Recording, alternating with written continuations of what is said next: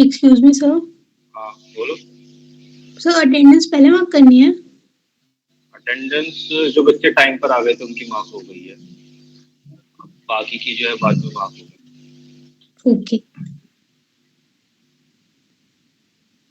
ठीक है, अटेंडेंस के तो मार्क्स हैं और फिर जो बच्चे टाइम पे आते हैं उनको ज़्यादा मिलेंगे, जो लेट आते हैं उनको कम मिलेंगे।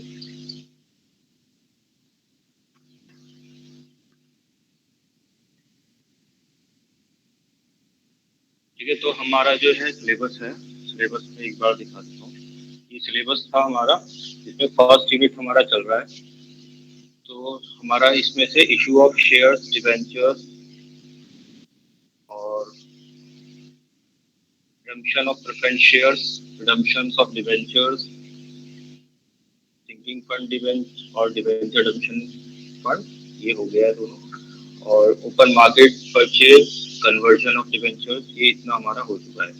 ये अब जो बचता है हमारे इसका इशू ऑफ राइट्स और बोनस शेयर्स, ये हमने किया था क्लास में, लेकिन इसके जो क्वेश्चंस हैं वो नहीं किए थे हमने, क्योंकि जो हम मॉड्यूल से कर रहे थे तो उसमें क्वेश्चंस नहीं थे। ठीक है, और ईसॉप और बायबैक ऑफ शेयर्स जो है वो, ये बायबैक ऑफ शेयर्स का न्यूमेरिकल करेंगे, ये भी ईसॉप भी हमारा हो गया था। तो जो हमारे न्यूमेरिकल्स हैं वो बोनस शेयर्स के हैं और राइट शेयर्स के हैं। ठीक है, तो इसको हम कर लेंगे आज, और बायबैक ऑफ शेयर्स को हम आज कर लेंगे, और बुक बिल्डिंग को। ठीक है, बुक बिल्डिंग की जो भी ये बचा हुआ है वो आज हम कंप्लीट कर लेंगे इसे आज। ठीक है, तो पहले हम करते हैं बायबैक ऑफ शेयर्स, देख लेते हैं। ये पहले राइट इशूज देख लेते हैं।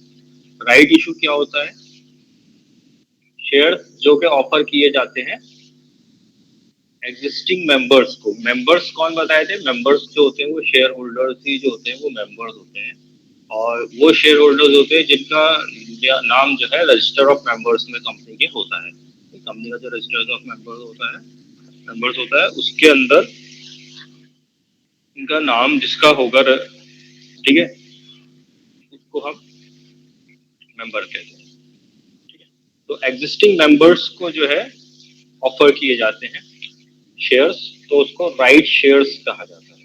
ठीक है, यानी कि जो पब्लिक, इसमें क्या होता है कि हम जो है अगर पब्लिक इशू करेंगे तो उसमें हमारा टाइम कंज्यूम होगा, और हमारा जो फ्लोटेशन कॉस्ट है वो भी ज़्यादा आएगा। तो फ्लोटेशन कॉस्ट से बचने के लिए और टाइम कम टाइम में फंड्स को अरेंज करने के लिए हम क्या करते हैं, हम राइट्स इशू करते हैं। ठीक है, तो at the right of members to be so offered is called, अगर हम उनको राइट जो उनको ऑफर्ड करें उसको राइट ऑफ प्रीएम्पशन कहा जाता है। ठीक है, अदर वर्ड्स में कहा जाए तो राइट्स इशू जो है एक इनविटेशन होता है टू एग्जिस्टिंग शेयर होल्डर। जैसे हम इशू ऑफ शेयर्स करते हैं, पब्लिक इशू करते हैं, या आईपीओ निकलता है, या पब्लिक इशू होता है कोई भी, तो उसमें क्या होता है, उसमें इनविटेशन पब्लिक को होता है, जनरल पब्लिक को। कोई भी उसमें अप्लाई कर सकता है, एक्स वाई जेड, भले उसके पास पहले से कंपनी के शेयर हो या ना हो, उससे कोई फर्क नहीं पड़ता। कोई भी पर्सन एक्स वाई जेड वो कंपनी के शेयर्स के लिए अप्लाई कर सकता है, वो सबके लिए इनविटेशन होता है, जनरल पब्लिक के लिए, generally public pool all public के लिए इनविटेशन होता है। ठीक है, लेकिन जो राइट इशू होता है वो राइट इशू सिर्फ जो ऑलरेडी जो एग्जिस्टिंग मेंबर्स हैं उनके अलावा कोई और अप्लाई नहीं कर सकता, सिर्फ वही अप्लाई कर सकते ऑलरेडी जिसके पास शेयर्स हैं कंपनी के, या जो मेंबर्स रजिस्टर ऑफ मेंबर्स में जिसका नाम है। ठीक है, तो पर एडिशनल न्यू शेयर्स को परचेज करने के लिए राइट इशू इज एन एक उनका इनविटेशन होता है एग्जिस्टिंग शेयर होल्डर्स को उनके एडिशनल न्यू शेयर्स परचेज करने के लिए कंपनी के at a discount to the market price on a stated future date. ठीक है, तो जो इशू जो स्टेटेड फ्यूचर डेट का मतलब क्या है कि जब इनविटेशन किया जा रहा है तो उस डेट पे थोड़ी इशू होता है, जब वो अप्लाई करते हैं उसके बाद एक फ्यूचर डेट डिसाइडेड होती है किस डेट पर वो इशू किए जाएंगे। ठीक है, और इसका जो प्राइस होता है वो मार्केट प्राइस से कम जो है जनरली होता है, ज्यादा भी हो सकता है, लेकिन जनरली जो है मार्केट प्राइस से कम होता है। वो डिमांड के ऊपर, डिमांड और सप्लाई, कंपनी जो है अपने जो है गुडविल का कभी कभी फायदा उठाती है। ठीक है, तो जो नॉमिनल वैल्यू से ज्यादा होता है, मार्केट प्राइस से ज्यादा ये तब हो सकता है कि मान लो ज्यादा लोगों ने अप्लाई कर दिया, वैसे तो ऐसा होता नहीं क्योंकि ये फ्रैक्शन में होता है। ठीक है, तो जनरली ये मार्केट प्राइस से कम ही होता है। तो in a rights issue a company gives, shares only to existing share holders. तो इसमें राइट्स इशू में सिर्फ जो है शेयर्स किसको दिए जाते हैं, जो एग्जिस्टिंग शेयर होल्डर्स होते हैं, ठीक है, और उसका एक रेशियो डिसाइड कर लेते हैं। तो इसलिए डिमांड जो है वो सप्लाई से ज्यादा होती नहीं है, ठीक है। तो जनरली ये डिस्काउंट में ही होता है to the number of shares they already own, ठीक है, जो उनके पास ऑलरेडी ओन है उसी का कुछ रेशियो, सर्टेन रेशियो जो कर देते हैं। मान लो 1:2 हेल्ड, ठीक है, किसी के पास 2 शेयर हैं तो उसको 1 शेयर दे दिया जाएगा, ठीक है। इस बेसिस पे कोई एक रेशियो जो है कंपनी बता देती है। तो वन राइट शेयर में be given for every 5 share own. एक एग्जांपल है कि हर एक शेयर दिया जाएगा जिस अगर किसी के पास 5 शेयर ओन है तो in rights issue a cut off date is fixed. एक कट ऑफ डेट फिक्स की जाती है जिसको जो है रिकॉर्ड डेट कहा जाता है। कट ऑफ डेट का मतलब क्या है कि ये डिसाइड करने के लिए कौन से शेयर होल्डर जो है माने जाएंगे, कि कंपनी के जो शेयर्स हैं वो ओपन मार्केट में डेली जो है सेल और परचेज होते रहते हैं, ठीक है। अब किसको कंसीडर किया जाएगा उसके लिए एक रिकॉर्ड डेट दे दी जाती है कि पर्टिकुलर डेट पे, सपोज करो आज डेट जो है 9th है, हमने दे दी 15th ऑफ मार्च, ठीक है। तो 15th ऑफ मार्च हमारी रिकॉर्ड डेट हो गई। अब 15th ऑफ मार्च को जिसके पास भी शेयर्स होंगे, जिसने भी खरीदे हुए होंगे 15th ऑफ मार्च में, ठीक है, जिसके पास हमारे कंपनी के शेयर्स होंगे उसी को जो है क्या माना जाएगा, इसके लिए राइट्स के लिए एलिजिबल माना जाएगा, ठीक है, राइट इशू के लिए एलिजिबल माना जाएगा। सपोज करो किसी ने 14 तारीख तक अपने पास शेयर रखे, 15 तारीख तक शेयर रखे, 15 तारीख को उसने सेल आउट कर दिया, ठीक है। तो 15 तारीख को उसने सेल आउट कर दिया तो जिसने परचेज किए हैं उसको उसका राइट हो जाएगा, और जिसने सेल आउट कर दिए वो उसका राइट खत्म हो जाएगा, ठीक है। तो 15 तारीख को मतलब क्लोज होने तक जिसके पास शेयर्स होंगे, क्लोज होने के बाद जिसके पास शेयर होंगे उसको ही उसका ही वो राइट होगा, ठीक है। तो उसी को जो है 15 तारीख को जो है अगर हमने रिकॉर्ड डेट माना है तो राइट शेयर्स जो है सिर्फ उन्हीं शेयर होल्डर्स को दिया जाता है जिनके पास कंपनी के शेयर होते हैं ऑन द रिकॉर्ड डेट, ठीक है। रिकॉर्ड डेट के जिसके पास भी शेयर्स होते हैं उसी को जो है एलिजिबल माना जाता है राइट इशू करने के लिए, उसी को शेयर होल्डर माना जाता है। Those who buys the shares of the company after the record date, और जो मान लो 15 तारीख के बाद उसने 16 तारीख को खरीदे हैं शेयर्स, और हमारा जो राइट इशू की जो डेट है वो 20th या मान लो 30th मार्च है, तो वो कहेगा कि मेरे पास तो शेयर्स हैं।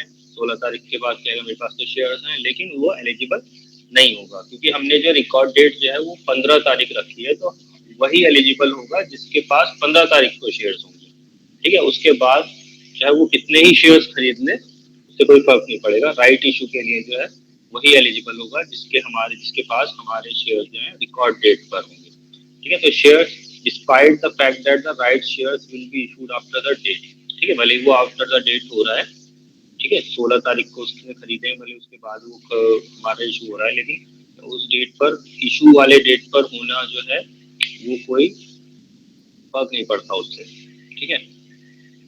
एलिजिबल वही होगा जो रिकॉर्ड डेट पर होगा, ना उससे पहले, ना तो रिकॉर्ड डेट से पहले शेयर होने से कोई फर्क नहीं पड़ेगा और ना ही रिकॉर्ड डेट के बाद, ठीक है। एक बंदा है जिसने जो है 15 तारीख को ही खरीदे और 16 तारीख को बेच दिए, तो जिसने 15 तारीख को उसके पास थे तो अब वो एलिजिबल हो जाएगा भले उसके पास 15 तारीख के बाद शेयर्स ना हो, ठीक है।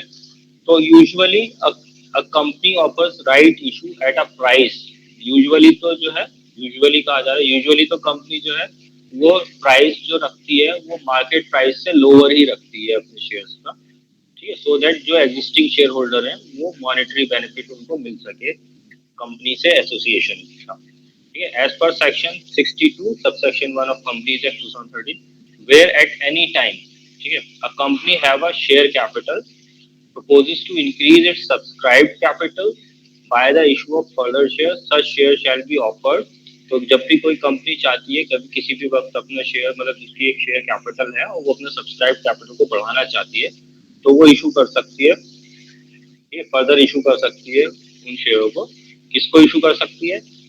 To persons who at the date of the offer are holders of equity shares of the company in proportion as nearly as circumstances admit to the paid up share capital on those shares by sending a letter of offer subject to the following conditions namely। तो इसकी कुछ conditions हैं, ठीक है, मतलब ये right issue की बात हो रही है, मतलब जो कंपनी इशू कर रही है टू अ पर्सन उस पर्सन को इशू कर रही है who at the date of offer की डेट पे जिसके पास वो क्या होगा, होल्डर ऑफ इक्विटी शेयर, यानी कि वो शेयर होल्डर होगा कंपनी का इन प्रोपोर्शन, ठीक है, उस प्रोपोर्शन में as nearly as circumstances admits, ठीक है, जिसके लिए वो नियरली होना चाहिए, जिससे कि वो उसको सर्कमस्टांसेस में वो मतलब सर्कमस्टांसेस के अकॉर्डिंग वो जो है एलिजिबल हो जाए शेयर्स के लिए to paid up share capital on share sending a letter. तो अब कंडीशंस क्या है इसकी, conditions the offer shall be made by notice specifying the number of shares offered, ठीक है।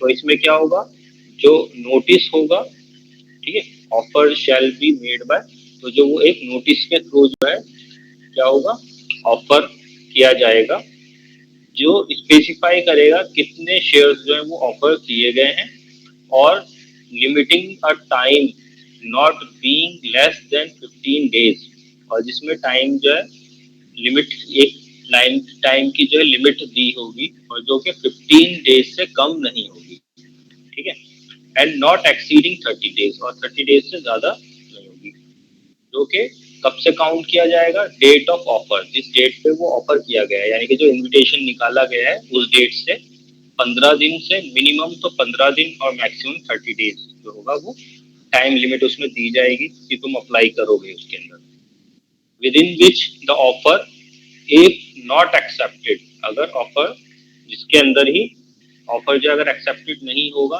तो उसको डिक्लाइन माना जाएगा, ठीक है, यानी कि उसमें वहां से जो है एक्सेप्टेंस या रिजेक्शन का जो है वो आना, कम्युनिकेशन आना जरूरी नहीं, अगर एक्सेप्टेंस है तो वो अप्लाई करेगा, अगर एक्सेप्टेंस नहीं है तो वो उसको कुछ नहीं करेगा। तो जो कुछ नहीं कर रहा है उस डेट उस टाइम पीरियड के अंदर, जो भी हमने टाइम दिया है, लिमिट दिया है, तो उसको नॉट एक्सेप्टेड माना जाएगा, यानी कि उसने जो शेयर्स में अप्लाई नहीं किया तो वो शेयर नहीं खरीदना चाहता, ठीक है।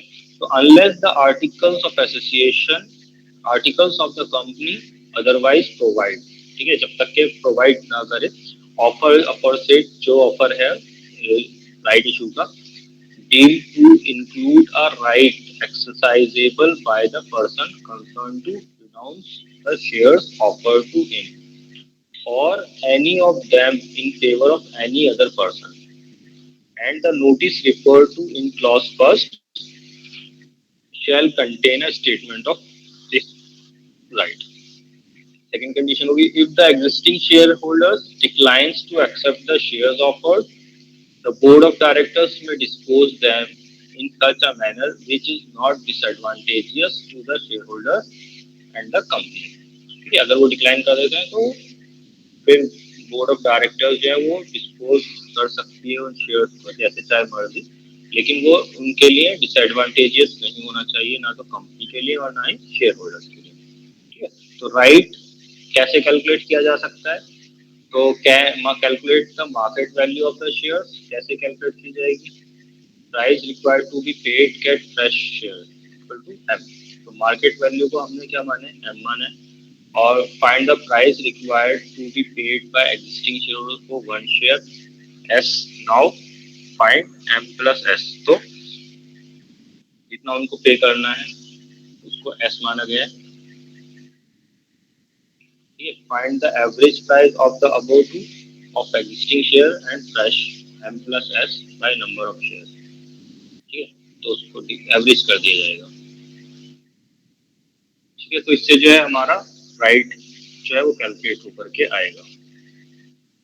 नंबर ऑफ शेयर्स स्टेप 4 में कितने नंबर ऑफ शेयर्स जो है होंगे, now average price of the share should be deducted from the market price and the result will be average of value of right, ठीक है। तो वैल्यू ऑफ राइट निकल के आ जाएगा हमारा, ठीक है। तो कैसे होगा, मार्केट प्राइस लिया जाएगा और शेयर जो है हमारा है जो रिक्वायर्ड टू पे बाय एग्जिस्टिंग शेयर होल्डर, जो जो पे करना है उसको निकाल लेंगे, जो वो एस माना गया है उसको, और फिर उसके बाद एम प्लस एस कैलकुलेट किया गया है, फिर उसका एवरेज किया गया है, उसे डिवाइड कर लिया, ठीक है। फिर नंबर ऑफ शेयर्स, फिर एग्जाम्पल इसमें ले लेते हैं, x limited makes a right issue of one share for every 3 share, her 3 shares के लिए एक शेयर जो है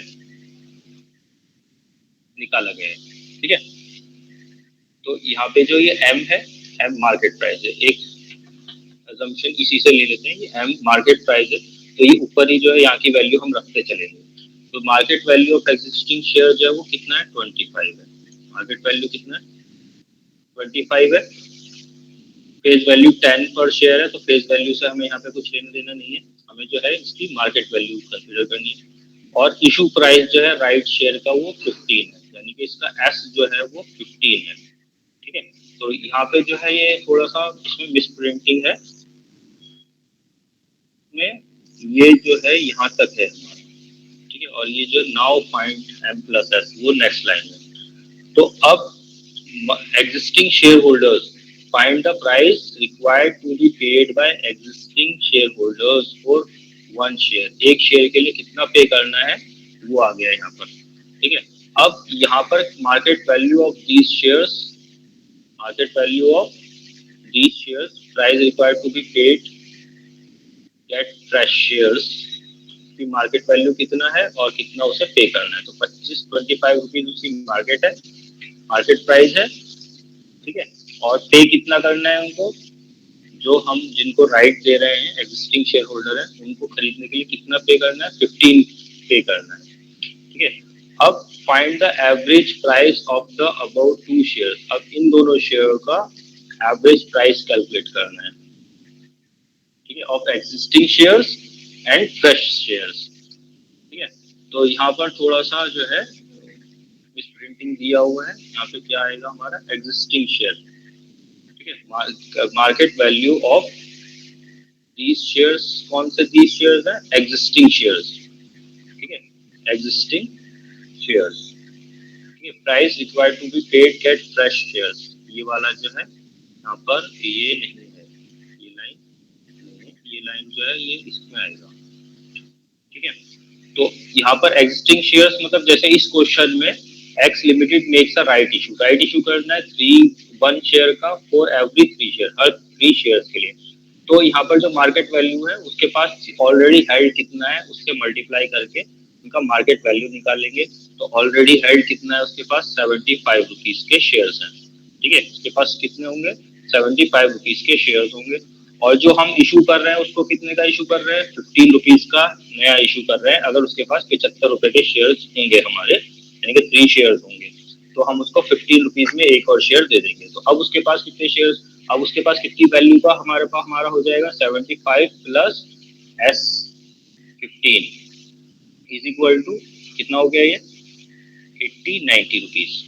ठीक है, अब average price in about 2 shares का। ठीक है, 2 शेयर्स मतलब अबाउट 2, यहाँ पे 2 शेयर्स नहीं अबाउट 2, यानी कि ये दो जो है हमारे पास स्टेप 1 में जो कैलकुलेट किया है और स्टेप 2 में जो कैलकुलेट किया है उनकी वैल्यू का एवरेज क्या होगा। तो यहाँ पे कितने शेयर्स हैं, यहाँ पे 3 शेयर्स है, हम राइट इशू में एक शेयर और दे रहे हैं। तो टोटल m प्लस एस कितना हो गया, 75 प्लस 90 15 90 डिवाइड बाय, अब नंबर ऑफ शेयर्स कितने हो गए, 4 हो गए। तो अब इसको डिवाइड करेंगे तो 4 1 4 2 8 4 2 8 4 5 20 22.5। तो ये पर शेयर का वैल्यू जो है हमारा निकल के आ जाएगा। Now average price of the share should be deducted from the market price and the result will be the value of right. तो अब ये हमारा जो है वैल्यू ऑफ राइट आ जाएगा। ठीक है, तो इसको कैलकुलेट करने के लिए यहाँ पर भी एग्जांपल में total market price of 3 existing shares 75, the issue price of the right share is 15, total of 4 shares is equal to 90, 75 plus 15, average price per share 15.75 plus 15 divided by 4। ठीक है, ब्रैकेट है, तो 90 by 4 is equal to 22.5। तो ये average price आ गया। अब value of right, अब जो उन्हें राइट मिल रहा है उसकी वैल्यू क्या हो गई, इन दोनों प्राइसेस में डिफरेंस, मार्केट प्राइस में और ये हमारा जो एवरेज प्राइस है इसमें डिफरेंस निकाल देंगे, तो ये वैल्यू ऑफ राइट आ जाएगा। ठीक है, तो ये वैल्यू ऑफ राइट इस तरह से कैलकुलेट किया जाता है। कैसे कैलकुलेट किया है एक बार और देख लेते हैं। स्क्रीन सबको दिख रही है ना मेरी? Yes sir. ठीक है, तो यहाँ पे हम कर क्या रहे हैं क्वेश्चन में, हम कैलकुलेट कर रहे हैं वैल्यू ऑफ राइट। क्या कैलकुलेट कर रहे हैं, वैल्यू ऑफ राइट। ठीक है, और किस चीज के लिए, राइट इशू के लिए। राइट इशू क्या होता है, राइट इशू वो इशू होता है जो कि उन शेयर होल्डर्स को दिया जाता है, उन शेयर होल्डर्स को मतलब पहले वो दी जाती है, प्रेफरेंस दी जाती है कि हाँ हम जब इशू कर रहे हैं तो पहले किसको देंगे, जिनके पास ऑलरेडी शेयर्स हैं। तो उसके लिए हम एक रेशियो निकाल देते हैं कि हाँ हम इतने शेयर्स होने पर एक शेयर्स देंगे। ठीक है, जैसे इस एग्जांपल में कहा गया है कि हम क्या कहेंगे, 1 share for every 3 share held, यानी कि हर 3 शेयर के बदले में एक शेयर देंगे। अगर तुम्हारे पास 3 शेयर है तो एक शेयर देंगे, तुम्हारे पास 6 शेयर है तो हम 2 शेयर दे देंगे, मतलब 1:3 के रेशियो में हम उनको जो है शेयर्स देंगे। ठीक है, प्रोपोर्शन में हम दे देंगे इस प्रोपोर्शन में। ठीक है, तो अब इसमें क्या होता है, इसमें राइट कितना, वैल्यू ऑफ राइट है वो कैलकुलेट करना होता है। तो वैल्यू ऑफ राइट क्या होता है, वैल्यू ऑफ राइट जो भी हमारा एवरेज प्राइस इशू करने के बाद जो आता है, एवरेज प्राइस इशू करने के बाद जो आता है उनके शेयर्स का, और उसका जो मार्केट एग्जिस्टिंग मार्केट वैल्यू है, उन दोनों के बीच में जो डिफरेंस होता है वो वैल्यू ऑफ राइट होता है। ठीक है, तो वैल्यू ऑफ राइट कैलकुलेट करने के लिए पहले total market price of existing shares निकालना होता है। तो यहाँ पर जो एग्जिस्टिंग शेयर्स है 3 है, एग्जिस्टिंग शेयर्स राइट इशू करने से पहले जो शेयर्स हैं उनका मार्केट प्राइस निकालना होता है। तो उनका मार्केट प्राइस निकालने के लिए हम उनके 25 का जो मार्केट प्राइस है उससे मल्टीप्लाई करके उनका एग्जिस्टिंग शेयर्स का मार्केट वैल्यू आ जाता है। दूसरा, इशू कितने में कर रहे हैं, नया शेयर जो कर रहा है, एडिशनल शेयर जो वो परचेज करेंगे तो उनको कितने में दिया जाएगा, 50 रुपीज में दिया जाएगा। अब उनके पास ऑलरेडी 75 रुपीज के शेयर्स हैं मार्केट वैल्यू के अकॉर्डिंग। ठीक है, अब वो उन्होंने कितने में परचेज किए थे उससे कोई फर्क नहीं पड़ता है, भले उन्होंने वो 1 रुपए का परचेज किया होगा किसी डेट पर, उससे कोई फर्क नहीं पड़ता। तो इसमें देखा जाता है कि उस टाइम पे जब हम राइट इशू कर रहे हैं उस टाइम पे मार्केट प्राइस उसका क्या है। ठीक है, तो उसके मार्केट प्राइस जो 25 था तो उससे मल्टीप्लाई करके उनकी मार्केट वैल्यू 75, भले वो उन्होंने कितने में भी खरीदा हो, 10 रुपए में खरीदे हो तीनों, या 15 रुपए में खरीदे हो, 50 रुपए में खरीदे हो, या 150 रुपए में, उससे ज्यादा खरीदे हो या कम में खरीदे हो, तो उससे फर्क नहीं पड़ता। करंट मार्केट प्राइस, जिस डेट ऑफ इशू का जो मार्केट प्राइस है वो कंसीडर किया जाएगा। ठीक है, उनका जो परचेज करने का राइट है, वो परचेज करने का जो वैल्यू है उससे कोई मतलब नहीं बनता, जो मार्केट वैल्यू चल रहा होगा, ठीक है, उसको कंसीडर किया जाएगा। तो यहाँ पे 25 मार्केट वैल्यू था, 3 पर शेयर, 3 शेयर्स के बदले में दे रहे हैं, तो 3 से मल्टीप्लाई कर देंगे। तो एग्जिस्टिंग शेयर्स से मल्टीप्लाई करने के बाद फिर अगला, अब उनका नया शेयर कितने में हम उन्हें दे रहे हैं, उन्हें दे रहे हैं 15 रुपीज में दे रहे हैं। ठीक है, तो मार्केट वैल्यू से कितना भी कम में देंगे। ठीक है, तो हम जो जितने में दे रहे हैं वो प्राइस रख लेंगे। अब ये देने के बाद उनकी टोटल कितना हो जाएगा 4 शेयर्स का। ठीक है, तो 75 उनका मार्केट वैल्यू 3 शेयर का, और 4th शेयर का 15, दोनों को प्लस करके कितना हो गया, 90 रुपीज हो गया। अब दोनों का अब इन सब का, अब चारों का एवरेज प्राइस क्या है, average price per share is equal to 90 divided by 4, total price, total value divided by number of shares, total number of shares, total number of shares में existing shares plus right issue shares. ठीक है, right shares, तो number of share से divide करके हमारा जो average price आ जाएगा। अब एवरेज प्राइस में और मार्केट प्राइस में जो डिफरेंस होगा वो हमारा वैल्यू ऑफ राइट हो जाएगा। तो ये मार्केट प्राइस है, उसमें से हम एवरेज प्राइस को माइनस कर देंगे तो ये 2.5 जो है वैल्यू ऑफ राइट आ जाएगा। ठीक है, तो इस तरह से हमें कैलकुलेट करना है वैल्यू ऑफ राइट। अब है बोनस इशू। बोनस इशू क्या होता है, इनमें फर्क क्या है वो भी हम देखेंगे, और बोनस इशू पहले क्या होता है वो भी देख लेते हैं। तो यहाँ पर एक चीज, यहाँ पर क्या है कि यहाँ पर उनको फ्री में नहीं मिलते हैं शेयर्स, उसके बदले में उनको पे करना पड़ता है, भले उनको डिस्काउंट में दिया जा रहा है लेकिन उनको पे करना पड़ेगा। तो यहाँ पे उन्हें 15 रुपीज, मार्केट प्राइस 25 रुपीज है, 25 रुपीज का शेयर 15 रुपए में दिया जा रहा है, तो उनको एटलीस्ट 15 रुपीज पे करने पड़ रहे हैं एक शेयर लेने के लिए। ठीक है, अब आ जाओ बोनस इशू। जब कंपनी के पास ज्यादा एक्यूमुलेटेड रिजर्व हो जाते हैं, लार्ज एक्यूमुलेटेड रिजर्व होते हैं जो कि वो डिस्ट्रीब्यूट नहीं कर सकती, can not be distributed as dividend, क्योंकि वो डिविडेंड में नहीं बांटा जा सकता इन कैश, आइदर या तो कोई लीगल रेस्ट्रिक्शन की वजह से या फिर अकाउंटिंग प्रिंसिपल ऑफ प्रूडेंस की वजह से, कंजर्वेटिज्म की वजह से। ठीक है, it converts this surplus into capital, तो वो क्या करती है, उसको कैपिटल में कन्वर्ट कर देती है। ठीक है, तो by process of capitalising the surplus, ठीक है, कैपिटलाइजिंग द सरप्लस के प्रोसेस से उसको वो कैपिटल में कन्वर्ट कर देती है, ठीक है, मतलब उसको जो है रिजर्व्स को जो है कन्वर्ट करके शेयर कैपिटल बना देती है, ठीक है, मतलब उसको शेयर्स में ले लेती है।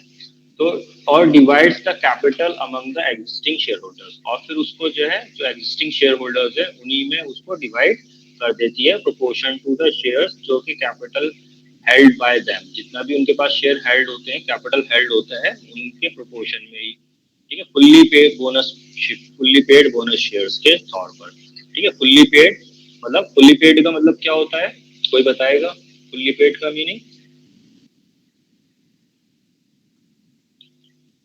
फुल्ली पेड शेयर्स का मतलब क्या होता है? फुल्ली पेड शेयर्स,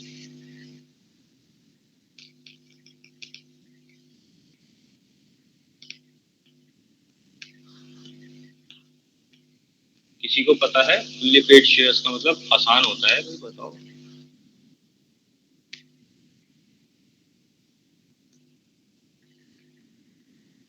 क्लास में हो सब लोग?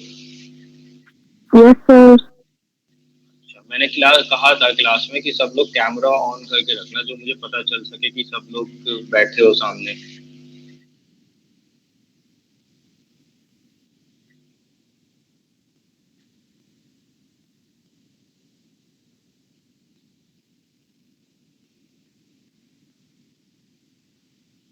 तो पता है किसी को बोनस फुल्ली पेड शेयर्स का मतलब क्या है? नहीं पता है सर। नहीं पता। पार्टली पेड का मतलब? पेड अप कैपिटल का मतलब?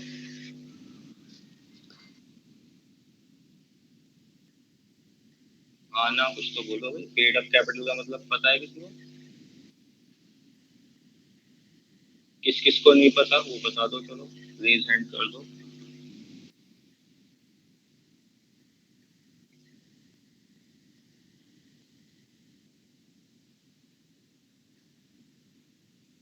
मुझे लग रहा है कोई है ही नहीं क्लास में, एक दो बच्चे हैं।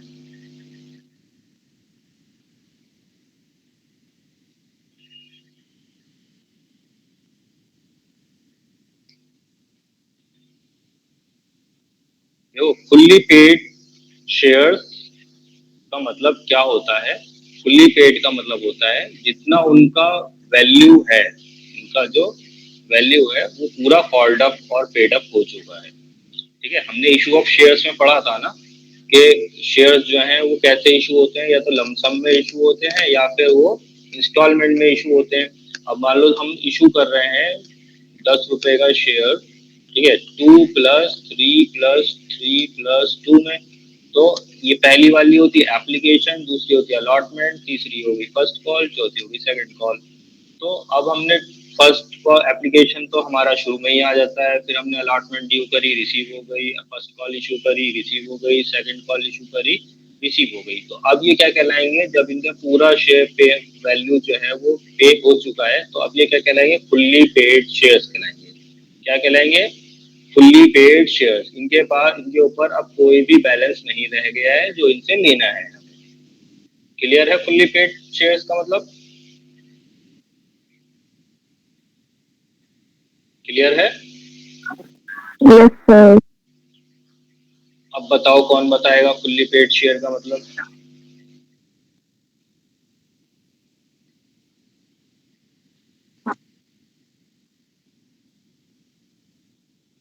बताओ। सर जब सारी वैल्यूज मतलब काउंट अप हो जाती है, जितना भी हम कैपिटल और कैपिटल सॉरी जितना भी मतलब अलॉटमेंट और एप्लीकेशन जितने भी उसके हम पैसे मतलब मंगाते हैं, जब वो सारी कॉल्ड अप हो जाती है तो वो फुल्ली पेड अप होता है।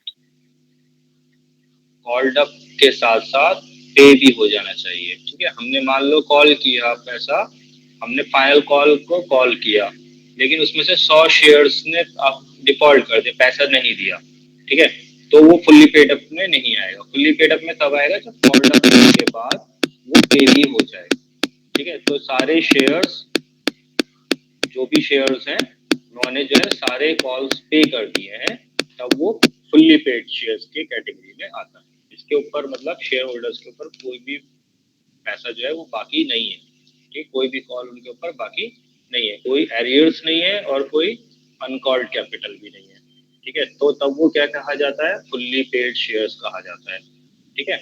और पेड अप वैल्यू क्या होती है, paid up value, paid up capital वो होती है जो पे कर चुके हैं, अनपेड कौन सी होती है, जो पे नहीं हुई है, अनकॉल्ड कौन सी होती है, जो कॉल्ड नहीं हुई है, कॉल सिनेरियोस वो होती है जिसपे लोग, जिसपे शेयर होल्डर्स ने जो है वो डिफॉल्ट किया हुआ होता है, ठीक है। एरियर्स वही होती है जिसपे डिफॉल्ट किया होता है, यानी कि हमने कॉल्ड कर लिया लेकिन उन्होंने पे नहीं किया। अनकॉल्ड क्या होगी, अनकॉल्ड कैपिटल वो होगी जो हमने मांगी ही नहीं, ठीक है। कॉल्ड अप कैपिटल वो होगी जो हमने मांगी होगी, और पेड अप वो होगी, called up and paid up वो होगी जो हमने मांगी और उन्होंने दे दी, ठीक है। और फुल्ली पेड शेयर्स वो होंगे जिन पे कुछ भी बकाया नहीं है, सारा हमने मांग लिया, हमने सारा कॉल्ड अप भी कर लिया और सारा पेड अप भी हो गया, ठीक है। फुल्ली पेड का मतलब ये नहीं है जो कॉल्ड किया वो पे हो गया, फुल्ली पेड अप का मतलब ये हमने सारा पे कॉल्ड अप कर लिया और सारा पेड अप हो गया, ठीक है। तो यहाँ पर जो है कंपनी उनको क्या दे रही है, फुल्ली पेड बोनस शेयर दे रही है, यानी कि ऐसे शेयर्स दे रही है बोनस के तौर पे। बोनस किसको कहा जाता है, बोनस शेयर जिसको किसको कहा जाता है, बोनस शेयर्स वो होते हैं जो फ्री में दिए जाते हैं, बगैर उनसे पैसा लिए दिए जाते हैं, वो बोनस शेयर दिए जाते हैं। यहाँ पे वो क्या कह रहा है, यहाँ पे फुल्ली पेड बोनस शेयर दे रहा है। फुल्ली पेड बोनस शेयर का मतलब ऐसे शेयर्स उनको दिए जा रहे हैं जिनसे बाद में कोई भी पैसा नहीं लिया जाएगा, यानी कि कोई भी अनकॉल्ड या अनपेड वैल्यू नहीं है, उनके ऊपर कोई भी बाकी वैल्यू, बाकी पैसा नहीं होगा, वो फुल्ली पेड होंगे, ठीक है। तो share holders to whom these shares are allotted have to pay nothing, ठीक है। जिनको ये शेयर दिए जाते हैं उनको कुछ भी पे करने की जरूरत नहीं होती। बोनस शेयर जो होता है is made to the existing members free of charge, ठीक है, बगैर किसी चार्ज के एग्जिस्टिंग मेंबर्स को दिए जाते हैं जो ऑलरेडी मेंबर्स हैं। और मेंबर्स का मतलब क्या बताया था, मेंबर्स का मतलब होता है वो शेयर होल्डर्स होते हैं जिनका रजिस्टर ऑफ मेंबर्स में नाम होता है, ठीक है। तो बेसिक कैरेक्टरिस्टिक्स क्या है बोनस शेयर्स की, कि बोनस शेयर्स जो है वो एग्जिस्टिंग शेयर होल्डर्स को दिए जाते हैं, bonus shares always fully paid up होते हैं, right to renunciation is not available in respect of bonus share, ठीक है। इनका इसमें जो है राइट टू रिनाउंसिएशन नहीं होता है, बोनस शेयर के केस में अवेलेबल नहीं होता है। तो कंडीशन क्या है बोनस इशू करने के लिए, कि ये तो हो गया इनके फीचर कैरेक्टरिस्टिक्स। अब कंडीशन क्या है, कब जो है कैसे, कब कैसे और कैसे किसको जो है इशू किए जा सकते हैं, ठीक है। या capitalising reserves under section 62 subsection 2 क्या है, it is authorised by the articles, ठीक है। ये कंपनी के आर्टिकल्स के जरिए जो ऑथोराइज हो, कंपनी जो ऑथोराइज हो कि इशू कर सकती है वो बोनस शेयर, ठीक है, वो प्रोहिबिटेड ना हो आर्टिकल्स के through. It has on the recommendation of board, ठीक है, बोर्ड के रिकमेंडेशन के ऊपर authorised, been authorised in the general meeting of the company, ठीक है। तो इसने जो है इसको ऑथोराइज किया हो, इसको ऑथोराइज किया हो, बोनस इशू को ऑथोराइज किया हो, कहाँ पे, जनरल मीटिंग में, ठीक है। और किसके रिकमेंडेशन पे, बोर्ड ऑफ डायरेक्टर्स के, बोर्ड के रिकमेंडेशन पे, ठीक है, ऑथोराइज किया हो, ठीक है। अगर जनरल मीटिंग में ऑथोराइज नहीं है, बगैर ऑथोराइज जनरल मीटिंग में ऑथोराइज किए जो है बोनस शेयर इशू नहीं हो सकता। तो दोनों चीजें होनी जरूरी, पहले आर्टिकल्स में होना चाहिए, आर्टिकल से ऑथोराइज होनी चाहिए कंपनी, दूसरा कि उसने जो है जनरल मीटिंग में वो ऑथोराइज्ड किया हो कि हाँ बोनस शेयर इशू किए जाएंगे, ठीक है, बोर्ड के रिकमेंडेशन पे। It has not defaulted in payment, इसके अलावा वो किसी भी इंटरेस्ट या principal amount in respect of fix deposit या डेट सिक्योरिटीज कोई डिफॉल्ट ना किया हो, ठीक है। तो ये तीन कंडीशंस हैं कि जिनके पूरा होने पर वो कर सकती है।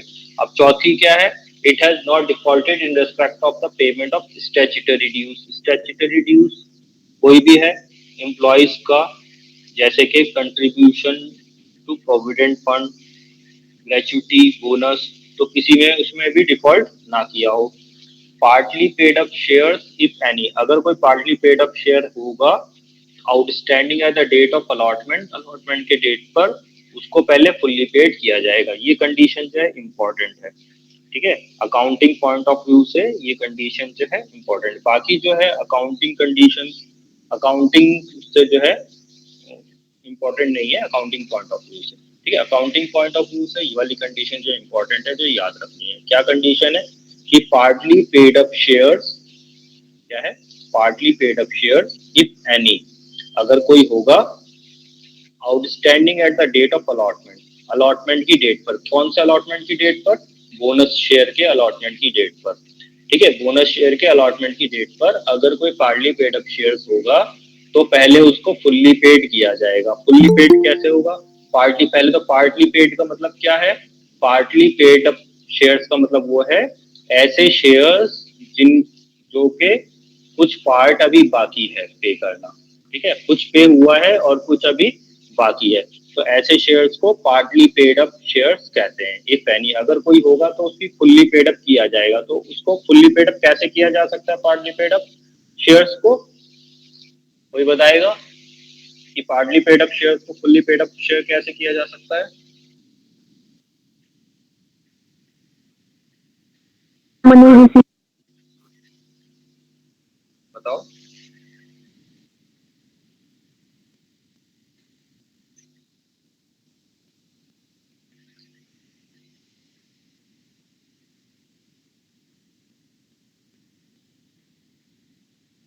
तो जो भी हमारा पार्टली पेड अप शेयर है, यानी कि उससे हमने अभी पे, या तो हमने नहीं मांगा है पैसा या उसने पे नहीं किया है, ठीक है, तो अगर हमने नहीं मांगा है, कॉल्ड अप ही नहीं किया हुआ है, तो हम क्या करेंगे, इसको कॉल्ड अप करके वो पैसा जो है ले लेंगे, ठीक है, और अगर उसने नहीं दिया है सामने वाले ने और वो देगा भी नहीं, तो उसके शेयर्स को फोरफिट कर देंगे और री इशू कर देंगे किसी और को।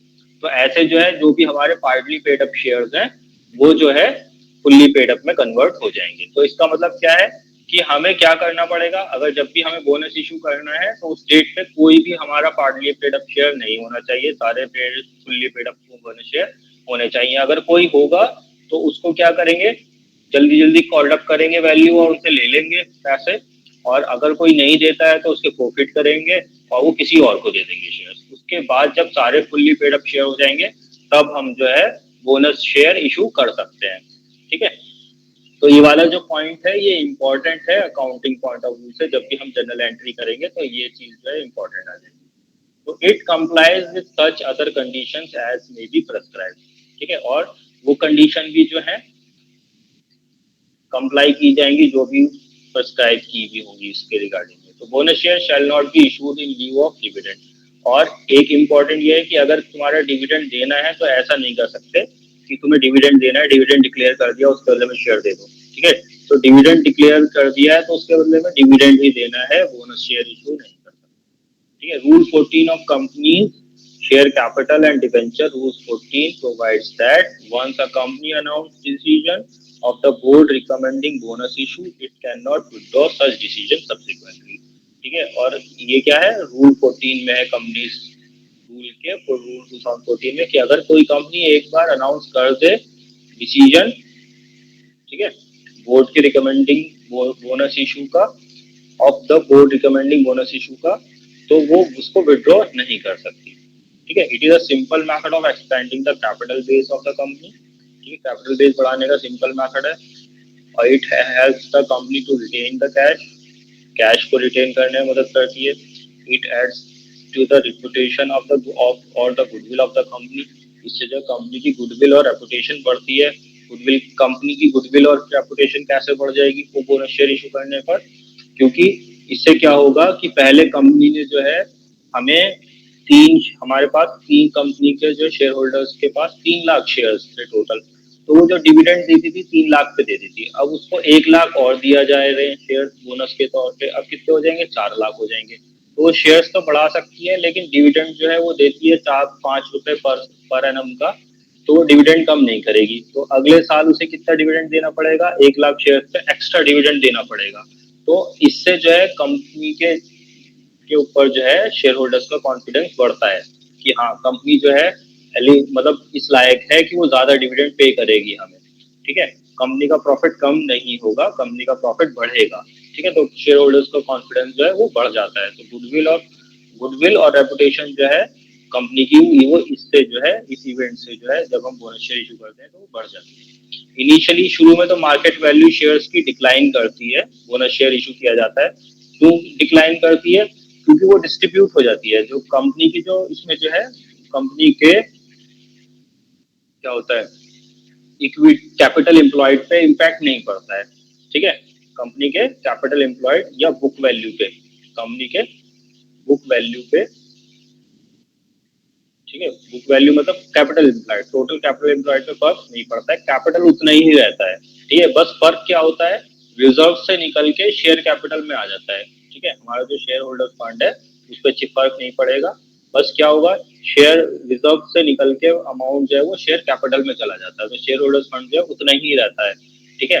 तो अब तुम्हारे पास भले 3 शेयर होंगे या 3 के बदले 4 हो जाएंगे, लेकिन तुम्हारे जो वैल्यू है उनकी बुक वैल्यू वो उतना ही रहेगा, उस पर फर्क नहीं पड़ेगा, ठीक है। तो इसलिए जो है मार्केट वैल्यू जो है शुरू में गिरता है, मार्केट वैल्यू शुरू में गिरता है क्योंकि बुक वैल्यू पर शेयर कम हो जाएगा। पहले मान लो बुक वैल्यू जो है वो 3, मान लो कितना आ रहा है, 100 रुपए आ रहा है, ठीक है, 3 शेयर का।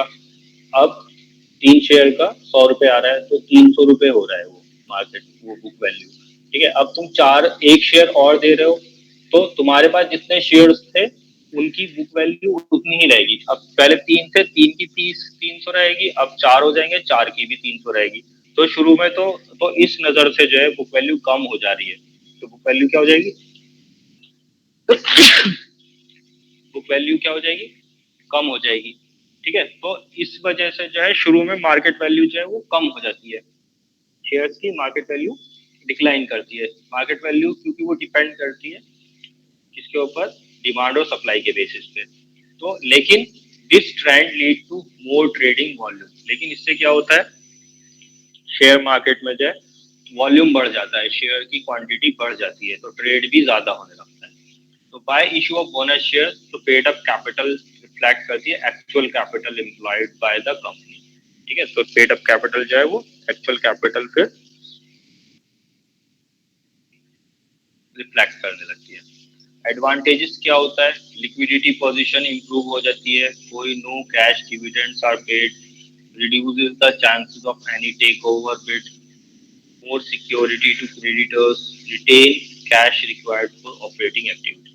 ये एडवांटेजेस है। डिसएडवांटेजेस क्या है, रेट ऑफ रिटर्न पर शेयर वो डिक्लाइन हो सकता है क्योंकि कंपनी के नंबर ऑफ शेयर्स बढ़ गए, लेकिन कंपनी का सब कुछ वैसे ही, कंपनी के पास पैसा भी उतना ही है, कंपनी के पास कोई नया पैसा नहीं आता है बोनस शेयर इशू करने पर, ठीक है। तो कंपनी का जो वर्क है वो भी वैसे ही चल रहा होता है, कोई ऑपरेशंस में कोई चेंज नहीं आता है इसकी वजह से, ठीक है। तो रिटर्न तो उतना है, लगभग उतना ही कमाएगी, थोड़ा बहुत फर्क पड़ सकता है, थोड़ा फर्क जो है वो मार्केट के हिसाब से होता है, जनरल फर्क तो पड़ता ही है, जो भी उसका ग्रोथ रेट होता है प्रॉफिट का उतना फर्क तो वैसे ही पड़ेगा, ठीक है। नया कैपिटल कोई भी इंट्रोड्यूस नहीं हुआ है, तो नया जो है वो ज्यादा इंक्रीमेंट जो है प्रॉफिट में नहीं होगा, तो इसलिए जो है पर शेयर रिटर्न जो है वो कम हो सकता है क्योंकि नंबर ऑफ शेयर्स जो है वो बढ़ जाते हैं, ठीक है। पहले मान लो कंपनी 1 लाख रुपए कमा रही थी, 3 लाख शेयर्स, 1 लाख शेयर्स पे, ठीक है, और अब वो 1.5 लाख शेयर्स हो जाए तो ये जो है 1.5 लाख से डिवाइड होगा, तो पर शेयर जो है वो कम हो जाएगा। स्पेकुलेटिव डीलिंग बढ़ जाती है, एनकरेज हो जाती है। लेंथी एंड कम्बर्सम प्रोसीजर होता है अप्रूवल लेने का सेबी से, तो ये डिसएडवांटेज है। अब राइट इशू और बोनस इशू के बीच में डिस्टिंक्शन, ठीक है। तो पहला तो यही है कि प्राइस, राइट इशू में जो है प्राइस पे किया जाता है, जबकि बोनस ही शेयर्स में प्राइस नहीं पे किया जाता, वो फ्री ऑफ चार्ज होते हैं। पार्टली पेड, राइट शेयर्स में भी पार्टली पेड, ठीक है। जो राइट शेयर्स है वो पार्टली पेड हो सकते हैं, यानी कि उनसे जो है कुछ पैसे ले लिए, कुछ पैसे बाद में ले लेंगे, लेकिन बोनस शेयर जो है वो फुल्ली पेड ही होते हैं। मिनिमम सब्सक्रिप्शन, इस केस में in the case of right issue, if the company does not receive minimum subscription, अगर कंपनी को मिनिमम सब्सक्रिप्शन ना मिले, मिनिमम सब्सक्रिप्शन क्या होता है, मिनिमम सब्सक्रिप्शन होता है कि 90% जो है लोग अप्लाई कर दें जितने भी शेयर इशू किए जा रहे हैं, तो मिनिमम सब्सक्रिप्शन ना मिले तो वो इशू जो है कैंसिल हो जाता है, एंटायर मनी जो भी रिसीव होता है उसको रिटर्न करना पड़ता है। लेकिन बोनस इशू में ऐसा कोई रिक्वायरमेंट नहीं होता। Separate bank account, right issue करने के लिए जो भी अमाउंट रिसीव किया जाता है उसको separate bank concern stock exchange approval the allotment, ठीक है। बट दिस इज नॉट, लेकिन बोनस इशू में तो ये चीज रिलेवेंट ही नहीं क्योंकि यहाँ पे तो कोई पैसा ही नहीं आना है। Right to renounce, right issue में be renounced by a member in favour of his nominee, ठीक है, उसको अपने नॉमिनी के फेवर में अनाउंस किया जा सकता है, बट लेकिन यहाँ पे कोई फैसिलिटी अवेलेबल नहीं है।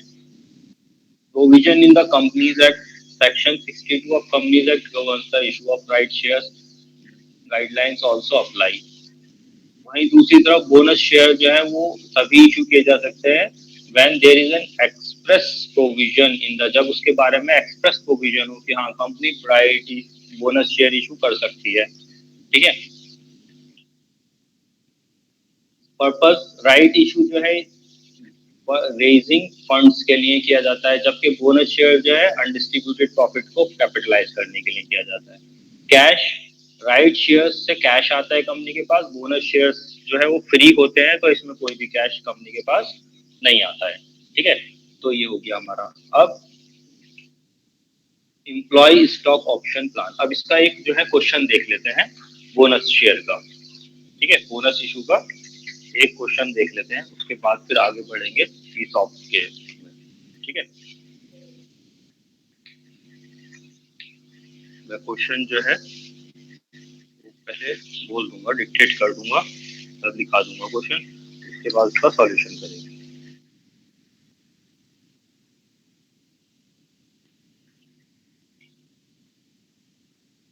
पहले एक सिंपल क्वेश्चन देख लेते हैं।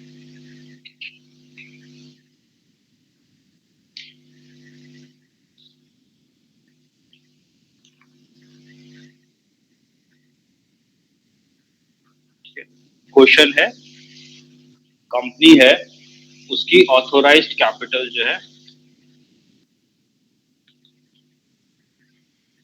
ऑथोराइज्ड कैपिटल 8 लाख रुपीज है। ठीक है, इक्विटी शेयर्स जो कि 100 रुपीज ईच के हैं, 100 रुपीज ईच के हैं। ठीक है, इक्विटी शेयर्स। ठीक है, जिसमें से of which 4000 shares were issued to the public in 2010, of which 4000 shares जो हैं were issued in 2010 by the public in 2010। ठीक है, तो अब 1 अप्रैल 2017 को कंपनी डिसाइड कर रही है, 1 अप्रैल 2017 को कंपनी डिसाइड कर रही है कि वो जो 1000 अनइशूड है, 1000 अनइशूड शेयर्स हैं, वो एग्जिस्टिंग शेयर होल्डर्स को फुल्ली पेड बोनस शेयर के तौर पे इशू करेगी। ठीक है, as a fully paid bonus share के तौर पे इशू करेगी, फुल्ली पेड बोनस शेयर्स के तौर पे इशू करेगी। ठीक है, 1000 अनइशूड शेयर्स जो है वो फुल्ली पेड बोनस शेयर के तौर पे इशू करेगी। 1 अप्रैल 2017 को कंपनी ने डिसाइड किया है। ठीक है, तो and a part of companies reserve fund, और इसके लिए जो कंपनीज का रिजर्व फंड का पार्ट है उसको यूज किया जाएगा। रिजर्व फंड का पार्ट जो है कंपनी का को यूज किया जाएगा, जो कि इसका 5 लाख का है। रिजर्व फंड कितने का है इसका? 5 लाख रुपए का है, तो इसको यूज किया जाएगा, इसका पार्ट जो भी होगा रिक्वायर्ड उसको यूज किया जाएगा इसके कनेक्शन में। ठीक है, तो अब इसमें जब भी हम बोनस शेयर इशू करते हैं, तो बोनस शेयर इशू करने के लिए हमने ये पढ़ा था, कैपिटलाइज करती है, किसको कैपिटलाइज करती है? किसको कैपिटलाइज करती है? प्रॉफिट्स को। ठीक है, रिजर्व्स को। तो एक बार और देख लेते हैं उस कंडीशन को।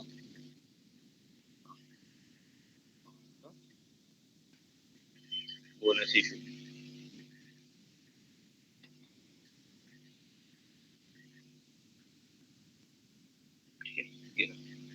तो यहाँ पे लीगल रिस्ट्रिक्शन और according it converts this surplus into capital by process of capitalising the surplus. ठीक है, क्या होती है? When a company has large accumulated reserve, जब कंपनी के पास लार्ज एक्यूमुलेटेड रिजर्व्स होते हैं, क्या होता है जब कंपनी के पास लार्ज एक्यूमुलेटेड रिजर्व्स होते हैं जो कि वो डिस्ट्रीब्यूट नहीं कर सकती as dividend in connection, either because या तो उसके पास कोई लीगल रेस्ट्रिक्शंस होती हैं या अकाउंटिंग प्रिंसिपल ऑफ प्रोविजंस की वजह से, तो वो उसको कन्वर्ट कर लेती है। It converts this surplus. ठीक है, कौन सा सरप्लस की बात हो रही है? जो ये लार्ज एक्यूमुलेटेड रिजर्व्स है उसके पास, ठीक है, किस में कन्वर्ट करती है? कैपिटल में कन्वर्ट कर देती है। ठीक है, तो ये चीज हो गई। तो अब क्या होगा, उसके पास इशू करने से के लिए पहले उसके पास रिजर्व होना जरूरी है जिसको वो कन्वर्ट करेगी। ठीक है, तो इसमें क्या करना है, हमें रिजर्व्स को कन्वर्ट करना है। तो जैसे कि इस क्वेश्चन में भी कहा जा रहा है कि वो क्या करेगी, 1000 बोनस शेयर इशू करेगी। कितने? 1000 बोनस शेयर इशू करेगी जो कि उसका अनइशूड कैपिटल है। ठीक है, फुल्ली पेड बोनस शेयर के तौर पे, जिसके लिए वो क्या करेगी, रिजर्व फंड का पार्ट यूज करेगी जो कि कितना है उसका 5 लाख का है। ठीक है, तो अब कंपनी के शेयर्स कितने थे? 8 लाख की ऑथोराइज कैपिटल थी, 100 रुपए ईच का। तो total number of shares company के जो थे ऑथोराइज वो 8000 थे, जिसमें से 4000 वो ऑलरेडी इशू कर चुकी थी 2010 में। तो अब जो अनइशूड उसके पास बचा है वो 4000 है। तो जो 4000 अनइशूड है उसमें से 1000 वो बोनस शेयर्स के तौर पे इशू कर रही है, फुल्ली पेड बोनस शेयर्स के तौर पे, और उसके लिए यूटिलाइज करेगी रिजर्व फंड को। ठीक है, जो कि उसका बैलेंस 5 लाख का है। तो अब पहले इसमें हमें ये देखना है उसे जरूरत कितने फंड की है। तो 1000 इशू करने और हर शेयर कितने का है? 100 रुपए का है। तो 1000 इंटू 100 कितना हो जाता है? तो कितने रुपए के बोनस शेयर इशू कर रही है? वो इशू कर रही है 1 लाख रुपीज के बोनस शेयर। और ये 1 लाख रुपीज के बोनस शेयर इशू करने के लिए वो 5 लाख में से 5 लाख का पार्ट यूज करेगी। तो 5 लाख का पार्ट यूज करने का मतलब ये नहीं है कि पूरा 5 लाख को वो यूटिलाइज कर रही है, वो सिर्फ उतना यूटिलाइज करेगी जितने का बोनस इशू हो रहा है। तो बोनस इशू हो रहा है 1 लाख रुपीज का, तो वो सिर्फ उसका 1 लाख रुपीज ही यूटिलाइज करेगी। ठीक है, कितना करेगी? 1 लाख ही यूटिलाइज करेगी। तो अब जब हम इसकी एंट्रीज पास करेंगे तो पहले तो क्या करेंगे, इसको हम कन्वर्ट करेंगे। इसको हम कन्वर्ट करेंगे, किसमें कन्वर्ट करेंगे? बोनस टू शेयर होल्डर्स में।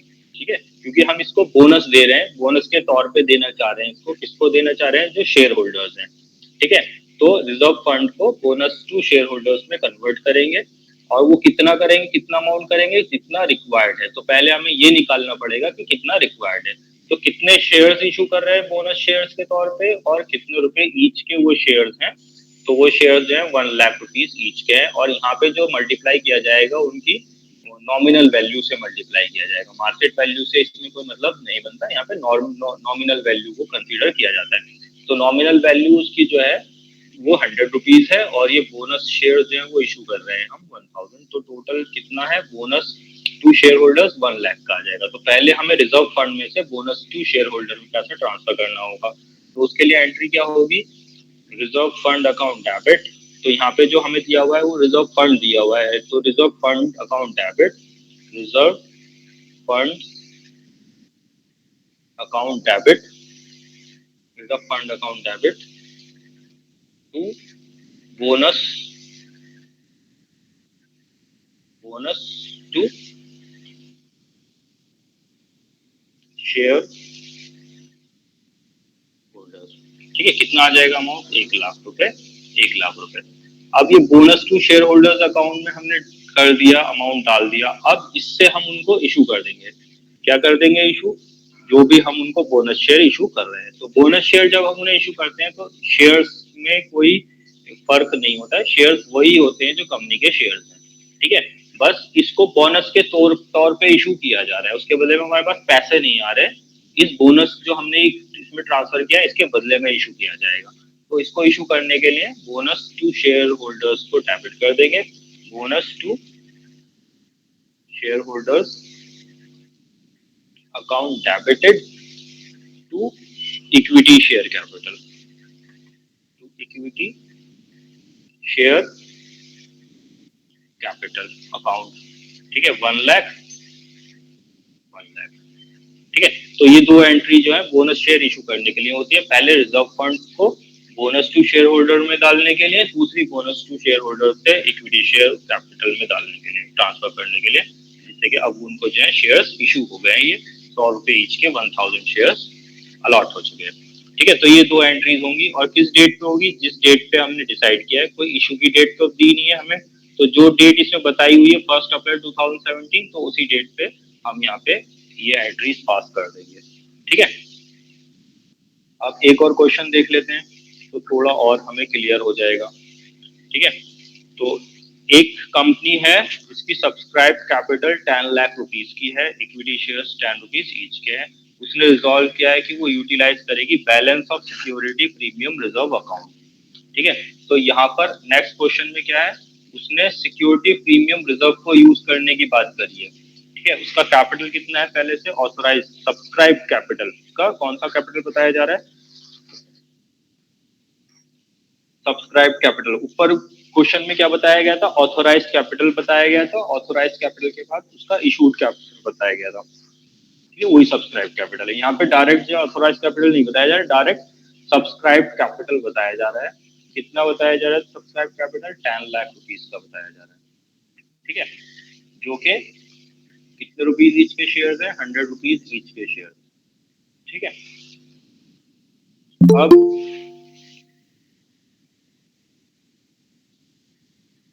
अब कंपनी ने क्या किया है, और कंपनी ने ये रिजॉल्व किया है कि वो अपना सिक्योरिटी प्रीमियम अकाउंट को यूटिलाइज करेगी fully paid bonus share issue करने के लिए।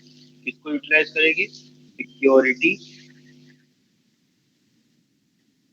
प्रीमियम अकाउंट को यूटिलाइज करेगी, क्या इशू करने के लिए, फुल्ली पेड बोनस शेयर को इशू करने के लिए, in the ratio fully paid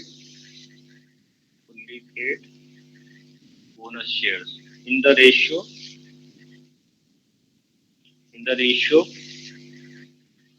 of one equity share for every 5 equity shares, for every 5 equity shares। ठीक है, तो हर 5 शेयर के बदले में वो 1 शेयर देगी। ठीक है, जिसके पास भी 5 शेयर हैं उसको 1 share bonus share, fully paid bonus share के तौर पे वो देगी कंपनी। ठीक है, अब यहाँ पर हमें पहले तो क्या करना है, पहले हमें कैलकुलेट करना है कि कितना उसको security premium reserve account utilise करना है। यहाँ पे हमें कोई अमाउंट तो दिया नहीं है सिक्योरिटी प्रीमियम रिजर्व अकाउंट का, इसका मतलब उसके पास इनफ होगा। ठीक है, जितना जरूरी उतना होगा, तो उससे कोई मतलब नहीं है। लेकिन यहाँ पे इंपॉर्टेंट चीज क्या है कि पिछले क्वेश्चन में हमें रिजर्व फंड दिया हुआ था जिसको हमें यूटिलाइज करना था। यहाँ पे हमें क्या दिया हुआ है, सिक्योरिटी प्रीमियम अकाउंट दिया हुआ है जिसको यूटिलाइज करना है। ठीक है, तो अब जैसे वहां पे एंट्री हुई थी, कौन सी एंट्री हुई थी, पहली एंट्री रिजर्व फंड में, उसमें बोनस टू शेयर होल्डर्स में ट्रांसफर करने की एंट्री जो हुई थी, वो ये वाली एंट्री हुई थी, रिजर्व फंड को डेबिट किया था, क्योंकि हमारे पास वहां पे रिजर्व फंड को यूटिलाइज करना था। लेकिन यहाँ पे हमें सिक्योरिटी प्रीमियम को यूटिलाइज करना है, तो सिक्योरिटी प्रीमियम अकाउंट को यूटिलाइज करेंगे। दूसरी चीज कि यहाँ पे कितने शेयर्स इशू करने हैं, वहां पे तो हमें डायरेक्ट बताया गया था कि हमें कितने शेयर्स इशू करने हैं। हमें वहां पे डायरेक्ट बताया गया था कि तुम्हें 1000 शेयर्स इशू करने हैं फुल्ली पेड बोनस शेयर के तौर पे। लेकिन यहाँ पे तुम्हें नंबर ऑफ शेयर्स भी नहीं बताए जा रहे कि कितने शेयर्स तुम्हें इशू करने हैं। ठीक है, तो यहाँ पे लेकिन हमें क्या बताया जा रहा है कि किस रेशियो में इशू करने हैं, तो हमें 1 इक्विटी शेयर इशू करना है फॉर एवरी 5 शेयर। ठीक है, तो हर 5 शेयर के बदले में 1 शेयर मतलब इशू करना है बोनस शेयर के तौर पे। तो अब कितने शेयर इशू करने पड़ेंगे वो हमें निकालना होगा। उसके लिए हमें ये भी पता होना चाहिए कि कितने शेयर्स हैं ऑलरेडी सब्सक्राइब। तो यहाँ पे सब्सक्राइब कैपिटल बताया जा रहा है 10 लाख और 100 रुपीज ईच का शेयर है। तो अब कंपनी के पास इसका मतलब कितने सब्सक्राइब शेयर्स हैं, यहाँ पे जो कंपनी के शेयर्स हैं subscribe shares, number of subscribe shares हैं वो कितने हो गए, और वो सब्सक्राइब कैपिटल डिवाइडेड बाय उनका प्राइस। ठीक है, कितना है, 100 रुपीज है। तो टोटल 10,000 शेयर जो है कंपनी के ऑलरेडी शेयर होल्डर्स के पास हैं। ठीक है, कितने 10,000 शेयर्स हैं शेयर होल्डर्स के पास। तो अब ये 5 के बदले में 1 दे रही है, तो 10,000 के बदले में कितने इशू करने पड़ेंगे वो हमें कैलकुलेट करना होगा। उसको कैलकुलेट करने के लिए क्या हम निकालेंगे, number of bonus shares, number of bonus shares is equal to total shares, subscribed shares, number of subscribed shares divided by कितना है रेशियो, ठीक है, डिवाइडेड बाय उसका हम रेशियो से मल्टीप्लाई कर देंगे। 5 हमारा जो रेशियो 1:5 का है, हर 5 के बदले में 1 देना है, तो डिवाइडेड बाय 5 into 1 कर देंगे, तो is equal to 10,000 divided by 5 into 1 is equal to 2,000। तो कंपनी को कितने बोनस शेयर इशू करने हैं? 2,000 बोनस शेयर इशू करने हैं। अभी 2,000 बोनस शेयर इशू करने के लिए उसको कितना रिक्वायर्ड होगा सिक्योरिटी प्रीमियम रिजर्व, क्योंकि उसको सिक्योरिटी प्रीमियम रिजर्व यूटिलाइज करना है, तो सिक्योरिटी प्रीमियम रिजर्व रिक्वायर्ड कितना होगा वो कैलकुलेट करने के लिए पर शेयर की वैल्यू से मल्टीप्लाई कर देंगे। Security premium reserve, security premium account required reserve account SPR equal to कितना हो जाएगा रिक्वायर्ड 2000 इंटू वैल्यू कितना है 100 रुपीज है, तो 2 लाख रुपीज, तो उसे रिक्वायर्ड कितना है 2 लाख रुपीज, तो वो 2 लाख रुपए के बोनस शेयर इशू करेगी। तो पहली एंट्री क्या होगी? Security premium account debit to bonus to share holder. पहली एंट्री होगी security premium account, security premium account debited to bonus to share holder, ठीक है, कितना हो जाएगा 2 लाख रुपीज आ जाएगा, ठीक है। इसके बाद अगली एंट्री शेयर इशू करने की, bonus to share holder account debited to equity share capital, ठीक है, 2 लाख रुपीज, ठीक है। इसमें कोई डाउट है? बस 2 एंट्री करनी है हमें यहाँ पे। एक पहली entry bonus to share holder को क्रिएट करने की, जो हमारा जिसको यूटिलाइज करना है रिजर्व्स को, ठीक है, उसको डेबिट करके। दूसरी बोनस टू शेयर होल्डर के बदले पर उनको इक्विटी शेयर इशू करने की एंट्री, ठीक है। तो यहाँ पे हमें कैलकुलेट करना पड़ा था कितना सिक्योरिटी प्रीमियम रिजर्व यूज होगा, यानी कि कितने नंबर ऑफ बोनस शेयर और कितने रुपए के बोनस शेयर इशू करने होंगे, ठीक है। उसको कैलकुलेट करने के लिए हमने क्या यूज किया था? हमने वो रेशियो यूज किया था और उसी से हमने कैलकुलेट किया था कितने नंबर ऑफ शेयर इशू करने पड़ेंगे, ठीक है। तो जो रेशियो था, प्रोपोर्शन था, वो 1:5 का था, यानी कि 5 के बदले में तो 1 शेयर देने का। तो सब्सक्राइब नंबर ऑफ शेयर्स को डिवाइड कर दिया था 5 से और 1 से मल्टीप्लाई कर दिया, तो 2000 हमारा आ गया था। अब कितना रिक्वायर्ड है उसको निकालने के लिए, जो शेयर्स बोनस शेयर्स हैं उनको मल्टीप्लाई कर दिया था नॉमिनल वैल्यू से, तो 2 लाख रुपए हमें पता चल गया था कि 2 लाख रुपए का हम बोनस शेयर इशू करने हैं। तो सिक्योरिटी प्रीमियम अकाउंट जो 2 लाख का यूटिलाइज करना पड़ेगा। अब इसके बाद और क्वेश्चन देखते हैं। एक क्वेश्चन है, पूरा हमें बैलेंस शीट दिया हुआ है और बैलेंस शीट में हमें रिजर्व फंड दिया हुआ है। रिजर्व फंड में सिक्योरिटी प्रीमियम दिया हुआ है और जनरल रिजर्व दिया हुआ है, 2 चीजें दी हुई है। क्या दिया हुआ है?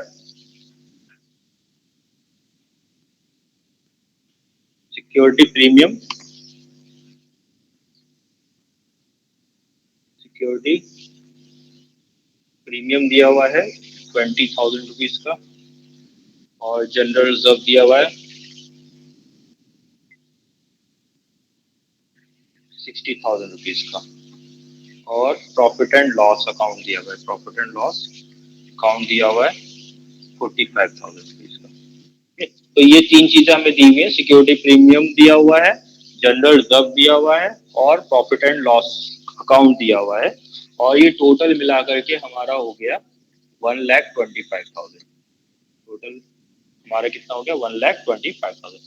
अब कंपनी क्या कह रही है? कंपनी कह रही है, और कंपनी के जो शेयर्स हैं और वो इशूड शेयर्स हैं 15,000, इशूड शेयर्स हैं 15,000, ठीक है, ऑफ 10 ईच, और ये सारे फुल्ली पेड हैं, ठीक है, सारे ये फुल्ली पेड है। ये इन्फॉर्मेशन, बस हमें इतनी इन्फॉर्मेशन चाहिए होती है कि कंपनी के कितने शेयर्स हैं और कंपनी के पास क्या चीज रिजर्व्स एंड फंड्स में है, रिजर्व एंड सरप्लस में क्या क्या आइटम्स हैं वो देखना होता है रिजर्व एंड सरप्लस में, और ये देखना होता है कंपनी की शेयर कैपिटल कितना है, ठीक है। इसके बाद कंपनी क्या कह रही है? कंपनी कह रही है कि कंपनी एक जनरल मीटिंग में डिसाइड कर रही है कि वो बोनस शेयर इशू कर रही है 2:5 के रेशियो में, ठीक है। बोनस शेयर्स इशू कर रही है किस रेशियो में? 2:5। 2:5 का मतलब हो गया कि हर 5 शेयर के बदले में 2 शेयर्स देगी। हर 5 शेयर्स के बदले में वो कंपनी 2 शेयर्स देगी, ठीक है। अब इसमें और कंडीशंस भी दी गई है। इस पर्पस के लिए वो क्या यूटिलाइज करेगी? इस पर्पस के लिए वो यूटिलाइज करेगी फर्स्ट सिक्योरिटी प्रीमियम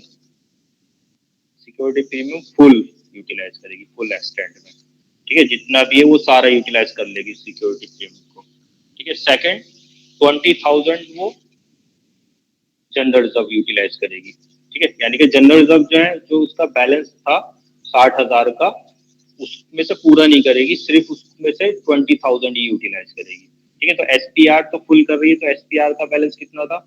एसपीआर का बैलेंस हमारा 20,000 है, ठीक है। और जनरल रिजर्व में से सिर्फ 20,000 यूटिलाइज करना है। इसके बाद थर्ड है जितना भी बैलेंस होगा प्रॉफिट एंड लॉस अकाउंट का, ठीक है। बाकी अगर कम पड़ता है बैलेंस वो कहाँ से लेगी? बैलेंस लेगी पीएनएल से लेगी। अब हमें ये देखना पड़ेगा बैलेंस कितना बचा, क्योंकि यहाँ पे इसने मेंशन नहीं किया है कि कितना वो लेगी पीएनएल से। वो बैलेंस लेगी, जो भी कम होगा वो लेगी। अब उसके लिए पहले हमें ये देखना पड़ेगा कितने के बोनस शेयर वो इशू करेगी। तो क्वेश्चन तो हमारा यहाँ पर खत्म हो गया, अब हमें जनरल एंट्री पास करनी है, ठीक है। क्वेश्चन में ये चीज यहाँ तक दी हुई है, ठीक है। ये चीज तो हमें कैलकुलेट करनी है, ये वाली, ठीक है। तो अब हमें ये कैलकुलेट करना है कि कहाँ कहाँ से कितना लिया जाएगा, क्योंकि फर्स्ट एंट्री तो हमें पास करनी होती है, हमें डेबिट करना होता है जो भी रिजर्व्स ऑफ फंड्स जो है वो लिए जा रहे हैं यहाँ पे फर्स्ट एंट्री में, इनको डेबिट करना होता है। जैसे यहाँ पे एसपीआर को लिया गया था, तो यहाँ पे जो जो चीज से वो ले रही है रिक्वायर्ड अमाउंट को बोनस शेयर इशू करने के लिए, उनको डेबिट करना होगा। तो वो देखने के लिए उनकी अमाउंट चेक करनी पड़ेगी। तो एसपी का तो हमें पता ही, सिक्योरिटी प्रीमियम का तो पता है वो कितना है, 20,000 फुल लेना है तो 20,000 है, पूरा ले लेंगे। जनरल रिजर्व से सिर्फ 20,000 लेना है वो पता है, लेकिन प्रॉफिट एंड लॉस से कितना लेना है वो हमें कैलकुलेट करना पड़ेगा। उसको कैलकुलेट करने के लिए यहाँ पे टोटल अमाउंट कितना आना चाहिए, कितना लेना है, वो भी कैलकुलेट करना पड़ेगा। वो कैलकुलेट करने के लिए हमें ये देखना पड़ेगा कितने के बोनस शेयर वो इशू कर रही है। अब कितने के बोनस शेयर इशू कर रही है वो देखने के लिए पहले ये देखना पड़ेगा कितने बोनस शेयर इशू करने हैं, और कितने बोनस शेयर इशू करने हैं उसके लिए हमें जरूरत पड़ती है इसके प्रोपोर्शन की, किस प्रोपोर्शन में इशू कर रहा है। अब इस प्रोपोर्शन के साथ साथ हमें जरूरत पड़ती है कि उसके पास कितने शेयर्स हैं जो उसने लोगों ने सब्सक्राइब किए, जो उसने इशू किए गए। तो इसको जो इशूड शेयर्स हैं, नंबर ऑफ शेयर्स इशूड हैं, और जो बोनस शेयर है का प्रोपोर्शन है, उसको यूटिलाइज करके हम क्या निकाल सकते हैं? Number of bonus share to be issued निकाल सकते हैं। तो number of bonus shares to be issued, number of bonus shares to be issued is equal to क्या हो जाएगा? 15,000 शेयर्स हैं टोटल इशूड, डिवाइडेड बाय 5 और इनटू 2, ठीक है। तो 3 2 6, तो 6,000 जो है उसे बोनस शेयर इशू करने हैं। कितने करने? 6,000 बोनस शेयर इशू करने। अब ये 6,000 बोनस शेयर इशू करने के लिए कितना फंड रिक्वायर्ड है? तो वैल्यू क्या कैलकुलेट करेंगे? Amount required for bonus issue. अब बोनस इशू करने के लिए कितना अमाउंट रिक्वायर्ड होगा? तो amount required for bonus issue, तो कितना करना है? तो 6,000 ईच का, 6,000 तो बोनस शेयर है। अब वो शेयर कितने का है? कंपनी का जो शेयर है वो कितने का है, उसकी नॉमिनल वैल्यू कितनी है? तो उसकी नॉमिनल वैल्यू 10 रुपीज ईच है। तो उसको जो जितने बोनस शेयर इशू कर रही है उसकी नॉमिनल वैल्यू से मल्टीप्लाई कर देंगे इंटू 10 इज इक्वल टू 60,000। तो कंपनी को कितना चाहिए फंड? 60,000 चाहिए। अब कंपनी को जो यूटिलाइज करना है वो कितना कितना करना है? तो वो अमाउंट टू बी यूटिलाइज्ड कहाँ कहाँ से करेगी वो देखना है। तो अमाउंट टू बी यूटिलाइज्ड, तो फर्स्ट से लेना है क्या? एसपीआर फुल में लेना है, सिक्योरिटी प्रीमियम रिजर्व फुल में लेना है। तो सिक्योरिटी प्रीमियम रिजर्व 20,000 का ही है, तो 20,000 पूरा आ जाएगा। सेकंड उसे क्या लेना है? जनरल रिजर्व लेना है। जनरल रिजर्व उसको 20,000 तक ही लेना है। ये है तो 60,000, लेकिन में जो कंडीशन में आया है, जो इन्होंने जो डिसीजन लिया है उसमें ये लिया है कि जनरल रिजर्व को सिर्फ 20,000 लेंगे, ठीक है। फिर थर्ड उन्हें बाकी का बैलेंस जो है कहाँ से लेना है? पीएनएल से लेना है, प्रॉफिट एंड लॉस के बैलेंस से लेना है। प्रॉफिट एंड लॉस का बैलेंस जो है इनके पास अवेलेबल कितना है? प्रॉफिट एंड लॉस का बैलेंस अवेलेबल है, क्वेश्चन में दिया हुआ है 45,000। कितना दिया हुआ है? 45,000। तो लेकिन अब लेना उतना ही है जितना रिक्वायर है, तो अब रिक्वायर कितना है? टोटल तो हमें चाहिए, टोटल तो चाहिए कितना? 60,000। अभी हमने ये ऊपर कैलकुलेट किया है, ठीक है, ये ऊपर कैलकुलेट किया है। तो 60,000 हमें यहाँ से 60,000 हमें यहाँ से चाहिए, ठीक है। तो अब ये दोनों मिला के कितना हो गया? ये दोनों मिला के हो गया 40,000। अब 40,000 और 60,000 में कितना डिफरेंस है? 20,000। तो बाकी 20,000 कहाँ से लिया जाएगा? पीएनएल से लिया जाएगा, ठीक है। तो अब इसकी एंट्री हम पास कर देंगे। तो इन तीनों को हम डेबिट करेंगे। Security premium account, security premium account debit. दूसरा general reserve, general reserve account debit. फिर PNL account debit to bonus to share holders, share holders, ठीक है। तो 20,000 ये आ गया है हमारा, 20,000 ये आ गया है, 20,000 ये आ गया है, और ये 60,000 आ गया। अब दूसरी एंट्री हो जाएगी, इसको इशू करने की हो जाएगी। क्या इशू करने की? शेयर्स इशू करने की। तो bonus to share holder account debited to equity share capital, ठीक है। 60,000 और 60,000, ठीक है। तो ये हमारा एंट्री हो गई बोनस शेयर इशू करने की। इसमें किसी को डाउट है?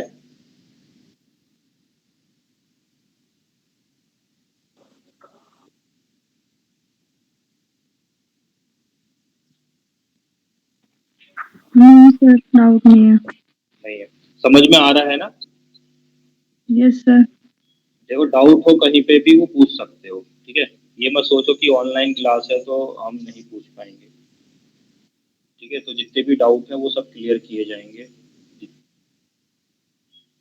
ठीक है। अगर जो आप पढ़ रहे हो घर पे प्रिपरेशन कर रहे हो उसमें कोई डाउट होता है तो मुझे जो है क्वेश्चन सेंड कर देना, तो उसको भी हम क्लास में डिस्कस कर सकते हैं, ठीक है।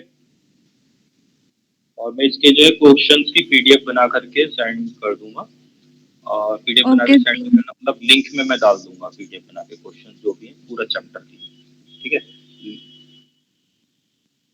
सर हाँ, सर मेरे क्वेश्चन था कि हम बोनस शेयर तभी इशू कर सकते हैं जब हमारे पास एक्यूमुलेटेड प्रॉफिट हो। ऐसा कोई कंपल्सरी तो नहीं ना कि हमको बोनस शेयर इशू करना ही करना है? जब हमारे पास एक्यूमुलेटेड होगा तभी करेंगे ना?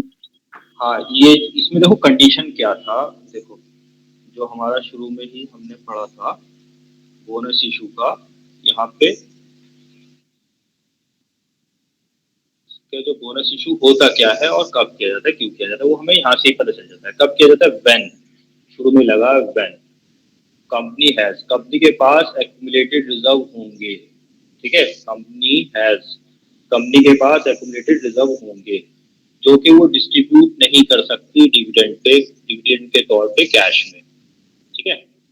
ऐसे रिजर्व्स होंगे एक्यूमुलेटेड रिजर्व, चाहे वो reserve fund, security reserve, capital redemption reserve, debenture redemption reserve, या कोई और भी रिजर्व होगा। एक्यूमुलेटेड रिजर्व्स होंगे, प्रॉफिट एंड लॉस होगा, ठीक है, जनरल रिजर्व होगा, कैपिटल रिजर्व होगा।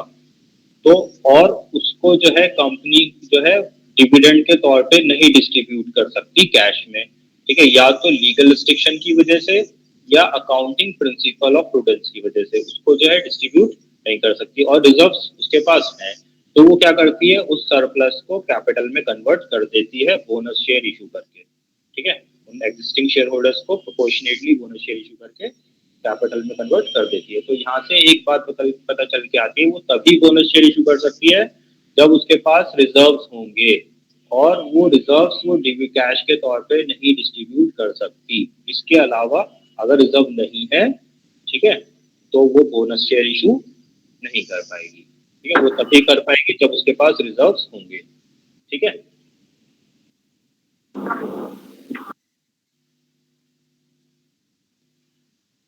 अच्छा,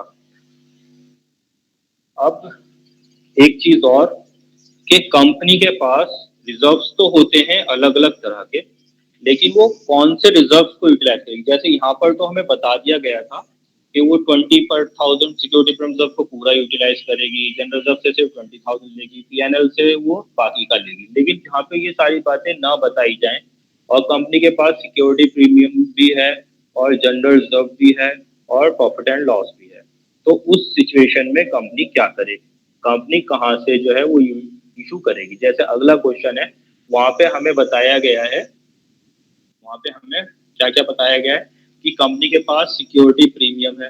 क्या है? सिक्योरिटी प्रीमियम है, कितने का है? 1,40,000 का है। ठीक है। सेकंड चीज उसके पास क्या है? जनरल रिजर्व है। जनरल रिजर्व कितना है? 70,000 रुपीज का है। उसके बाद प्रॉफिट एंड लॉस है, प्रॉफिट एंड लॉस अकाउंट है, कितना है? 1,20,000। ठीक है, टोटल इसके पास मिला करके 3,30,000 रुपीज का है। ठीक है। और कंपनी के जो इक्विटी शेयर्स हैं इशूड है वो 40,000 फुल्ली पेड है, 40,000 at rupees 10 each fully paid है शेयर्स। ठीक है, टोटल जो कि कितने बनते हैं? 4 लाख रुपए इसके बनते हैं। अब कंपनी एक बोनस शेयर इशू कर रही है हर फुल्ली पेड शेयर के लिए, और इसमें बोल रहे security premium reserve, security premium account will be utilise first. पहले क्या यूटिलाइज होगा? सिक्योरिटी प्रीमियम अकाउंट यूटिलाइज होगा। इसमें बस ये बताया कि पहले ये यूटिलाइज होगा। तो उसके लिए हम देखेंगे अब क्या ये काफी है उसके लिए सिक्योरिटी प्रीमियम अकाउंट। तो उसको देखने के लिए पहले देखेंगे कि उसको रिक्वायर्ड कितना है। तो रिक्वायर्ड देखने के लिए हमें ये पता लगाने के बाद पड़ेगा कि कितने उसको बोनस शेयर इशू करने हैं। तो यहाँ पे 1:4 का रेशियो दिया हुआ है, 1 for every four fully paid bonus share. तो कंपनी के पास कितने शेयर्स हैं? कंपनी के पास हैं 4,000 शेयर्स इशू किए हुए हैं कंपनी ने। तो 4,000 को डिवाइड करेंगे 4 से और इंटू करेंगे 1 से, तो कितने इशू करने? 4,000 इशू करने। हर शेयर कितने का है? 10 रुपीज इच का है। तो कंपनी को जो रिक्वायर्ड है वो कितना है? 10 रुपीज के हिसाब से 40,000 रुपीज रिक्वायर्ड है। ठीक है। तो अब देखेंगे कि 40,000 रुपीज के लिए वो क्या कह रही है, उसको सिक्योरिटी प्रीमियम अकाउंट पूरा यूटिलाइज करना है। पहले पहले सिक्योरिटी प्रीमियम यूटिलाइज करना है, उसके बाद कोई और भी करना है। तो अब देखेंगे क्या सिक्योरिटी प्रीमियम कितना है। सिक्योरिटी प्रीमियम तो 1,40,000 है, लेकिन जरूरत कितनी है? 40,000 की। तो इसका मतलब और होगा ना 1,000 शेयर। हाँ सॉरी 1,000 शेयर इशू करने हैं। तो ये 10,000 की रिक्वायरमेंट है। ठीक है, 10 इससे मल्टीप्लाई करेंगे तो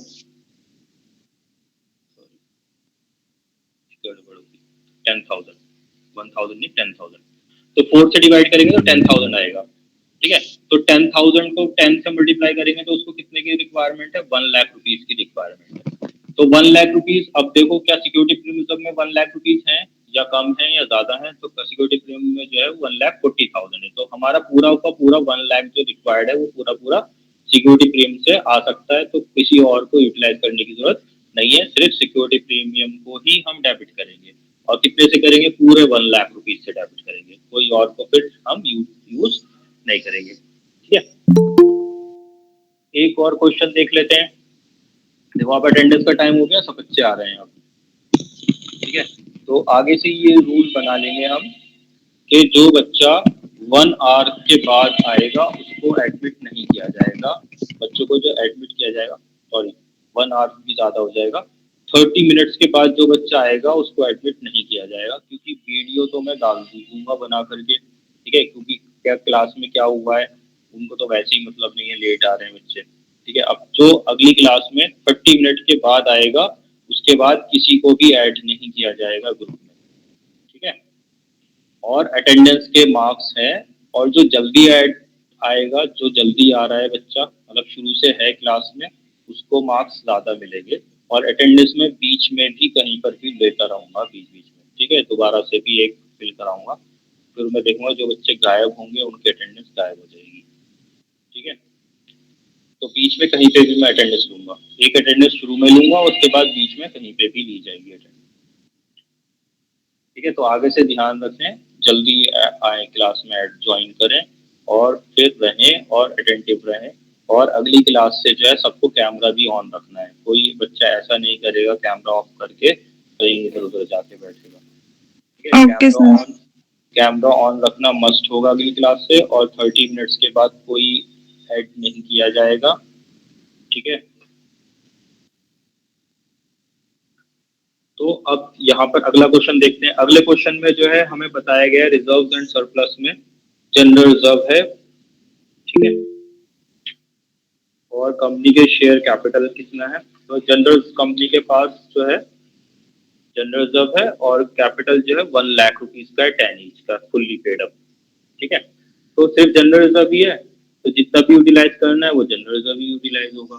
ठीक है, उसके अलावा यहाँ पे तो कोई हमें दिक्कत नहीं आएगी। ठीक है, एक और क्वेश्चन है, उसमें है क्या है, अच्छा बैलेंस शीट भी बनाने को आएगी, तो बैलेंस शीट सब बना सकते हैं। अभी हमारा एक चैप्टर जो है वो बैलेंस शीट का भी है, तो वहां से और ये सारी चीजें क्लियरिटी हो जाएंगी, तो दोबारा से तुम लोग इसका क्वेश्चन करोगे तो वो हो जाएगा फिर। ठीक है, तो अगला क्वेश्चन है, इसमें कंपनी के पास क्या है, हाँ कैपिटल रिडम्पशन रिजर्व है, प्लांट रिवैल्यूएशन रिजर्व है,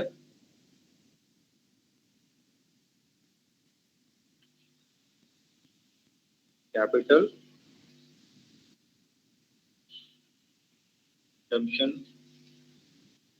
रिजर्व है, कितना है, 1.5 लाख, 1,50,000 है। और क्या है, प्लांट रिवैल्यूएशन रिजर्व है, प्लांट रिवैल्यूएशन रिजर्व है, वो कितना है, 20,000 रुपीज का है। सिक्योरिटी प्रीमियम रिजर्व है,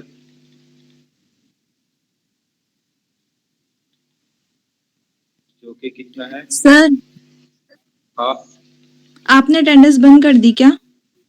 हाँ, सर मेरी अटेंडेंस नहीं लगी, नेटवर्क नहीं है ना यहाँ पर। तो तुम ऐड कब हुई हो बताओ। सर मैं ऐड तो काफी टाइम पहले ही हो गई थी। अच्छा, दोबारा लूंगा वो, मैंने तब जो शुरू में ऐड हुए थे उन्हीं की थी। सर मैं 9 बजे ऐड हुई थी। अच्छा, 9 बजे ऐड हुई थी तुम, क्या नाम तुम्हारा। दिव्या। नहीं, 9 बजे तो मैंने बार बार बोल के ली थी अटेंडेंस, तुम तो थी नहीं 9 बजे। सर मैं उसी टाइम ऐड हुई थी, उसके आसपास। उसके बाद निकल गई होगी। नहीं निकली नहीं थी सर, यहाँ ना मैं एक्चुअली गांव में हूँ ना, तो नेटवर्क नहीं है यहाँ पर, तो डिस्कनेक्ट हो जाता है, बार बार कनेक्टिंग होती है। अच्छा, तो अगला है development rebate reserve, development rebate reserve के बाद है इन्वेस्टमेंट डेवलपमेंट रिबेट रिजर्व है 2,30,000 का। तो उसके बाद है investment allowance reserve, investment allowance reserve वो कितना है, 2,50,000 का है। उसके बाद है जनरल रिजर्व, 3 लाख का। ठीक है, अच्छा अब किस किस को यूटिलाइज किया जा सकता है, किस किस को यूटिलाइज नहीं किया जा सकता। अब यहाँ पर क्वेश्चन में कहा गया है कि company 1 share for every 2 share देगी। कंपनी क्या करेगी,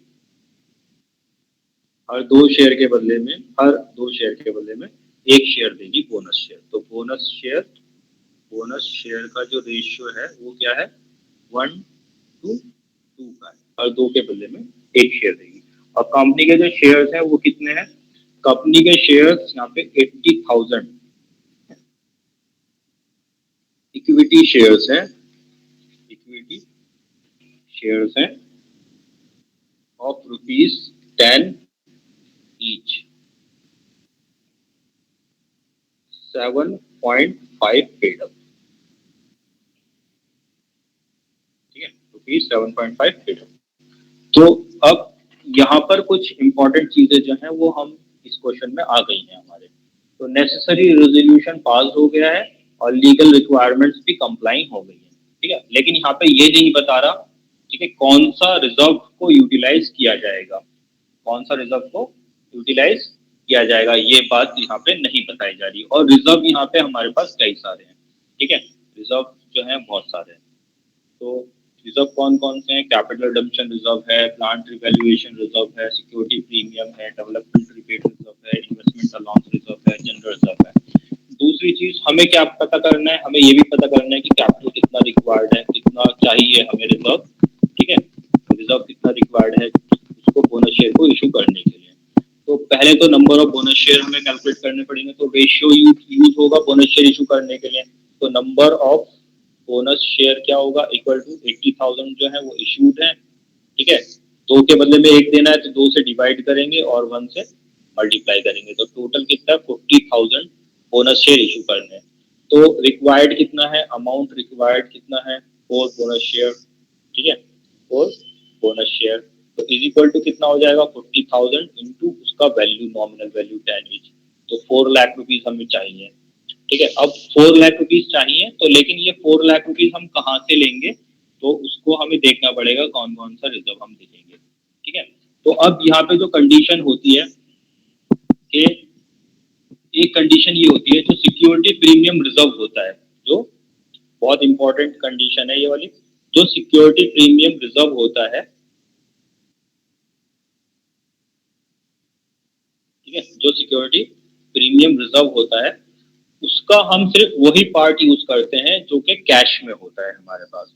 जो कैश में नहीं होता, was not received in cash, cash, जो कैश में नहीं होता उसको यूटिलाइज नहीं कर सकते, ठीक है, सिर्फ उतने ही पार्ट को यूटिलाइज करेंगे जो कैश में होगा।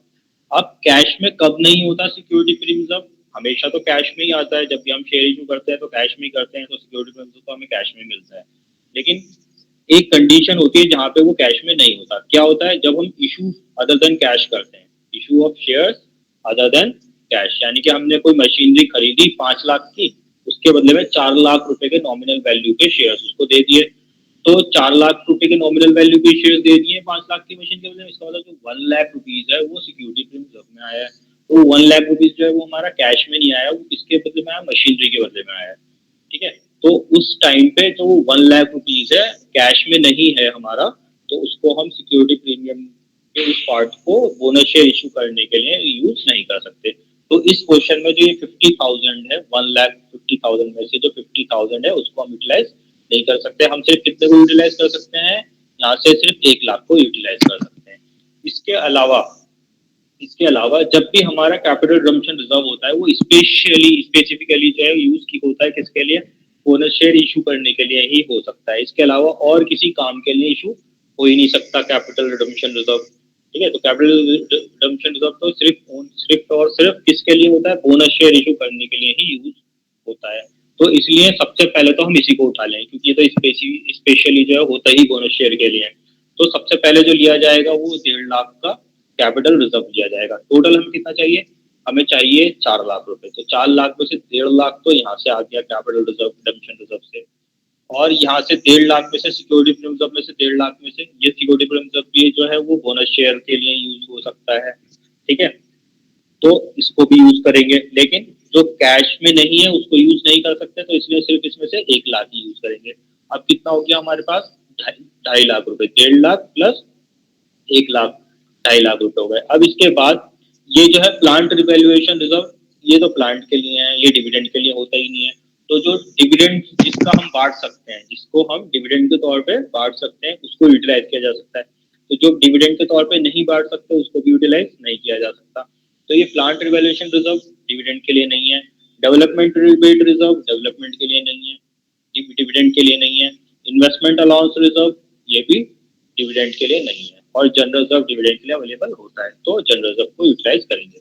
तो 1.5 लाख कैपिटल रिडम्पशन रिजर्व से और 1 लाख सिक्योरिटी प्रीमियम से, अब बचा 1.5 लाख रुपए जनरल रिजर्व से यूज करेंगे। तो कहाँ कहाँ से यूटिलाइज करेंगे, amount to be required, amount to be required for bonus share, bonus share. तो पहला चीज हम क्या लेंगे, कैपिटल रिडम्पशन रिजर्व लेंगे, कितना 1.5 लाख रुपए का पूरा वहां से ले लेंगे। दूसरा सिक्योरिटी प्रीमियम ले लेंगे, कितना ले लेंगे, वहां से हम 50,000 नहीं कर सकते जो कैश में नहीं है, हम सिर्फ वो कर सकते हैं जो कैश में है, तो कैश वाला सिर्फ 1 लाख है। ठीक है। तीसरी चीज हमारा क्या लेंगे, जनरल रिजर्व लेंगे। उसके बाद इसके अलावा कोई और नहीं लेंगे। कितना बचा हमारे पास टोटल होना चाहिए, 4 लाख रुपए जो हमने यहाँ पे कैलकुलेट किया है। ठीक है। तो बाकी कितना बचा है, 1.5 लाख रुपए। तो 1.5 लाख रुपए हम यहाँ से लेंगे, तो ये टोटल हमारा 4 लाख हो जाएगा। क्लियर है ये चीज?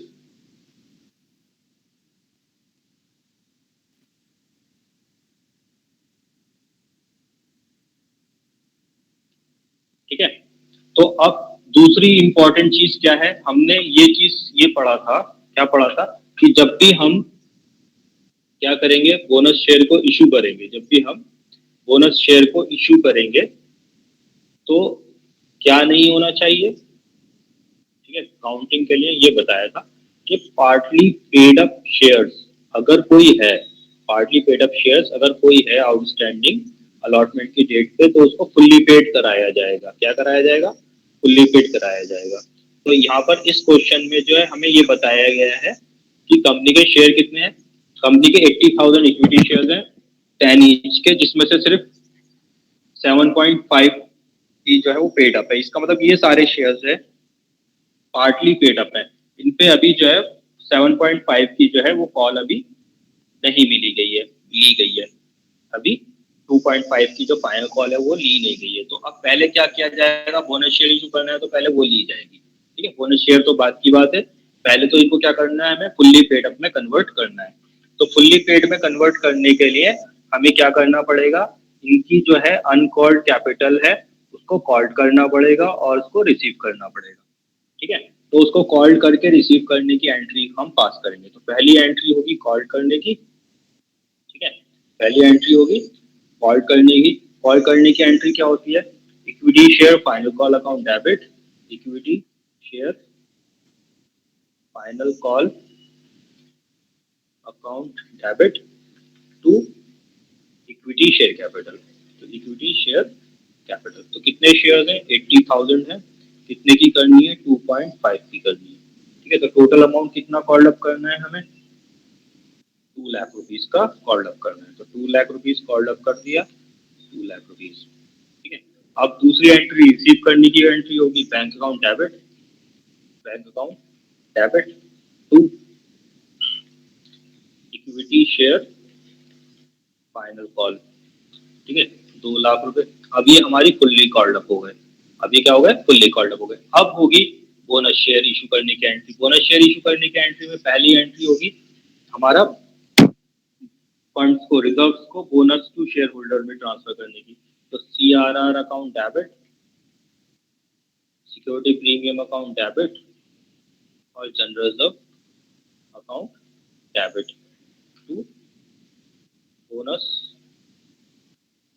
To share holder. ठीक है। तो CRR का 1.5 लाख ले लिया है हमने, SP का 1 लाख लिया है और इसका 1.5 लाख लिया है। तो ये टोटल 4 लाख रुपीज हो गया। ठीक है। इसके बाद इनको शेयर इशू करने की, bonus to share holder account debit to equity share capital. ठीक है। 4 लाख और 4 लाख। ठीक है। ये हमारा एंट्री हो गया शेयर इशू करने का। ठीक है। इसमें किसी को डाउट? ठीक है। अगर क्या होता है, कभी कभी जो है शेयर भी फॉरफिट करते हैं हम। ठीक है। तो शेयर फॉरफिट करते हैं तो शेयर फॉरफीचर की एंट्री जो होती है वो वैसे ही होगी, पहले शेयर फॉरफिट कर लेंगे कॉल सिनेरियो से, शेयर फॉरफीचर अकाउंट क्या होगा हमारा, क्रेडिट होगा, शेयर कैपिटल डेबिट होगा, share capital account debit to share forfeiture account और टू कॉल्स इन एरियर्स। फिर उसके बाद री इशू करने की एंट्री होगी। ठीक है। तो री इशू करने की एंट्री होगी bank account debit to share, bank account debit to share capital और टू सिक्योरिटी, टू हमारा जो भी अगर डिस्काउंट अगर दे रहे हैं तो डेबिट हो जाएगा, discount debit, bank debit to share capital, और अगर हम वो भी प्रीमियम पे कर रहे हैं तो bank account debit to share capital to security premium. ठीक है। वो एंट्री हो जाएगी। फिर उसके बाद कैपिटल जो हमारा फॉरफीचर अमाउंट बचा हुआ होता है उसको कैपिटल रिजर्व में ट्रांसफर करने की एंट्री होती है। तो share forfeiture account debit to capital reserve. उसके बाद हम बोनस शेयर का काम शुरू करेंगे, ठीक है। तो पहले हमें पहला काम क्या करना होता है, पार्टली पेड अप को फुल्ली पेड अप में कन्वर्ट करना होता है, ठीक है। तो आज के लिए इतना ही करेंगे, बाकी जो है हम नेक्स्ट क्लास में देखेंगे। और या मैं कुछ चीज़ों की, क्योंकि हमारे पास time classes, number of classes तो कम है और कंटेंट ज़्यादा है, टॉपिक ज़्यादा है, तो हम क्या करेंगे कि उसको जो है मैं वीडियो बना के डाल दूंगा कुछ टॉपिक्स की, छोटी छोटी, ज़्यादा बड़ी बड़ी नहीं, और उसको आप लोग देख लेना, जिससे कि आप लोग को जो है कवर करने में आसानी हो जाएगी और हमारा सिलेबस भी पूरा हो जाएगा, ठीक है। तो लिंक हो अटेंडेंस मार्क करो।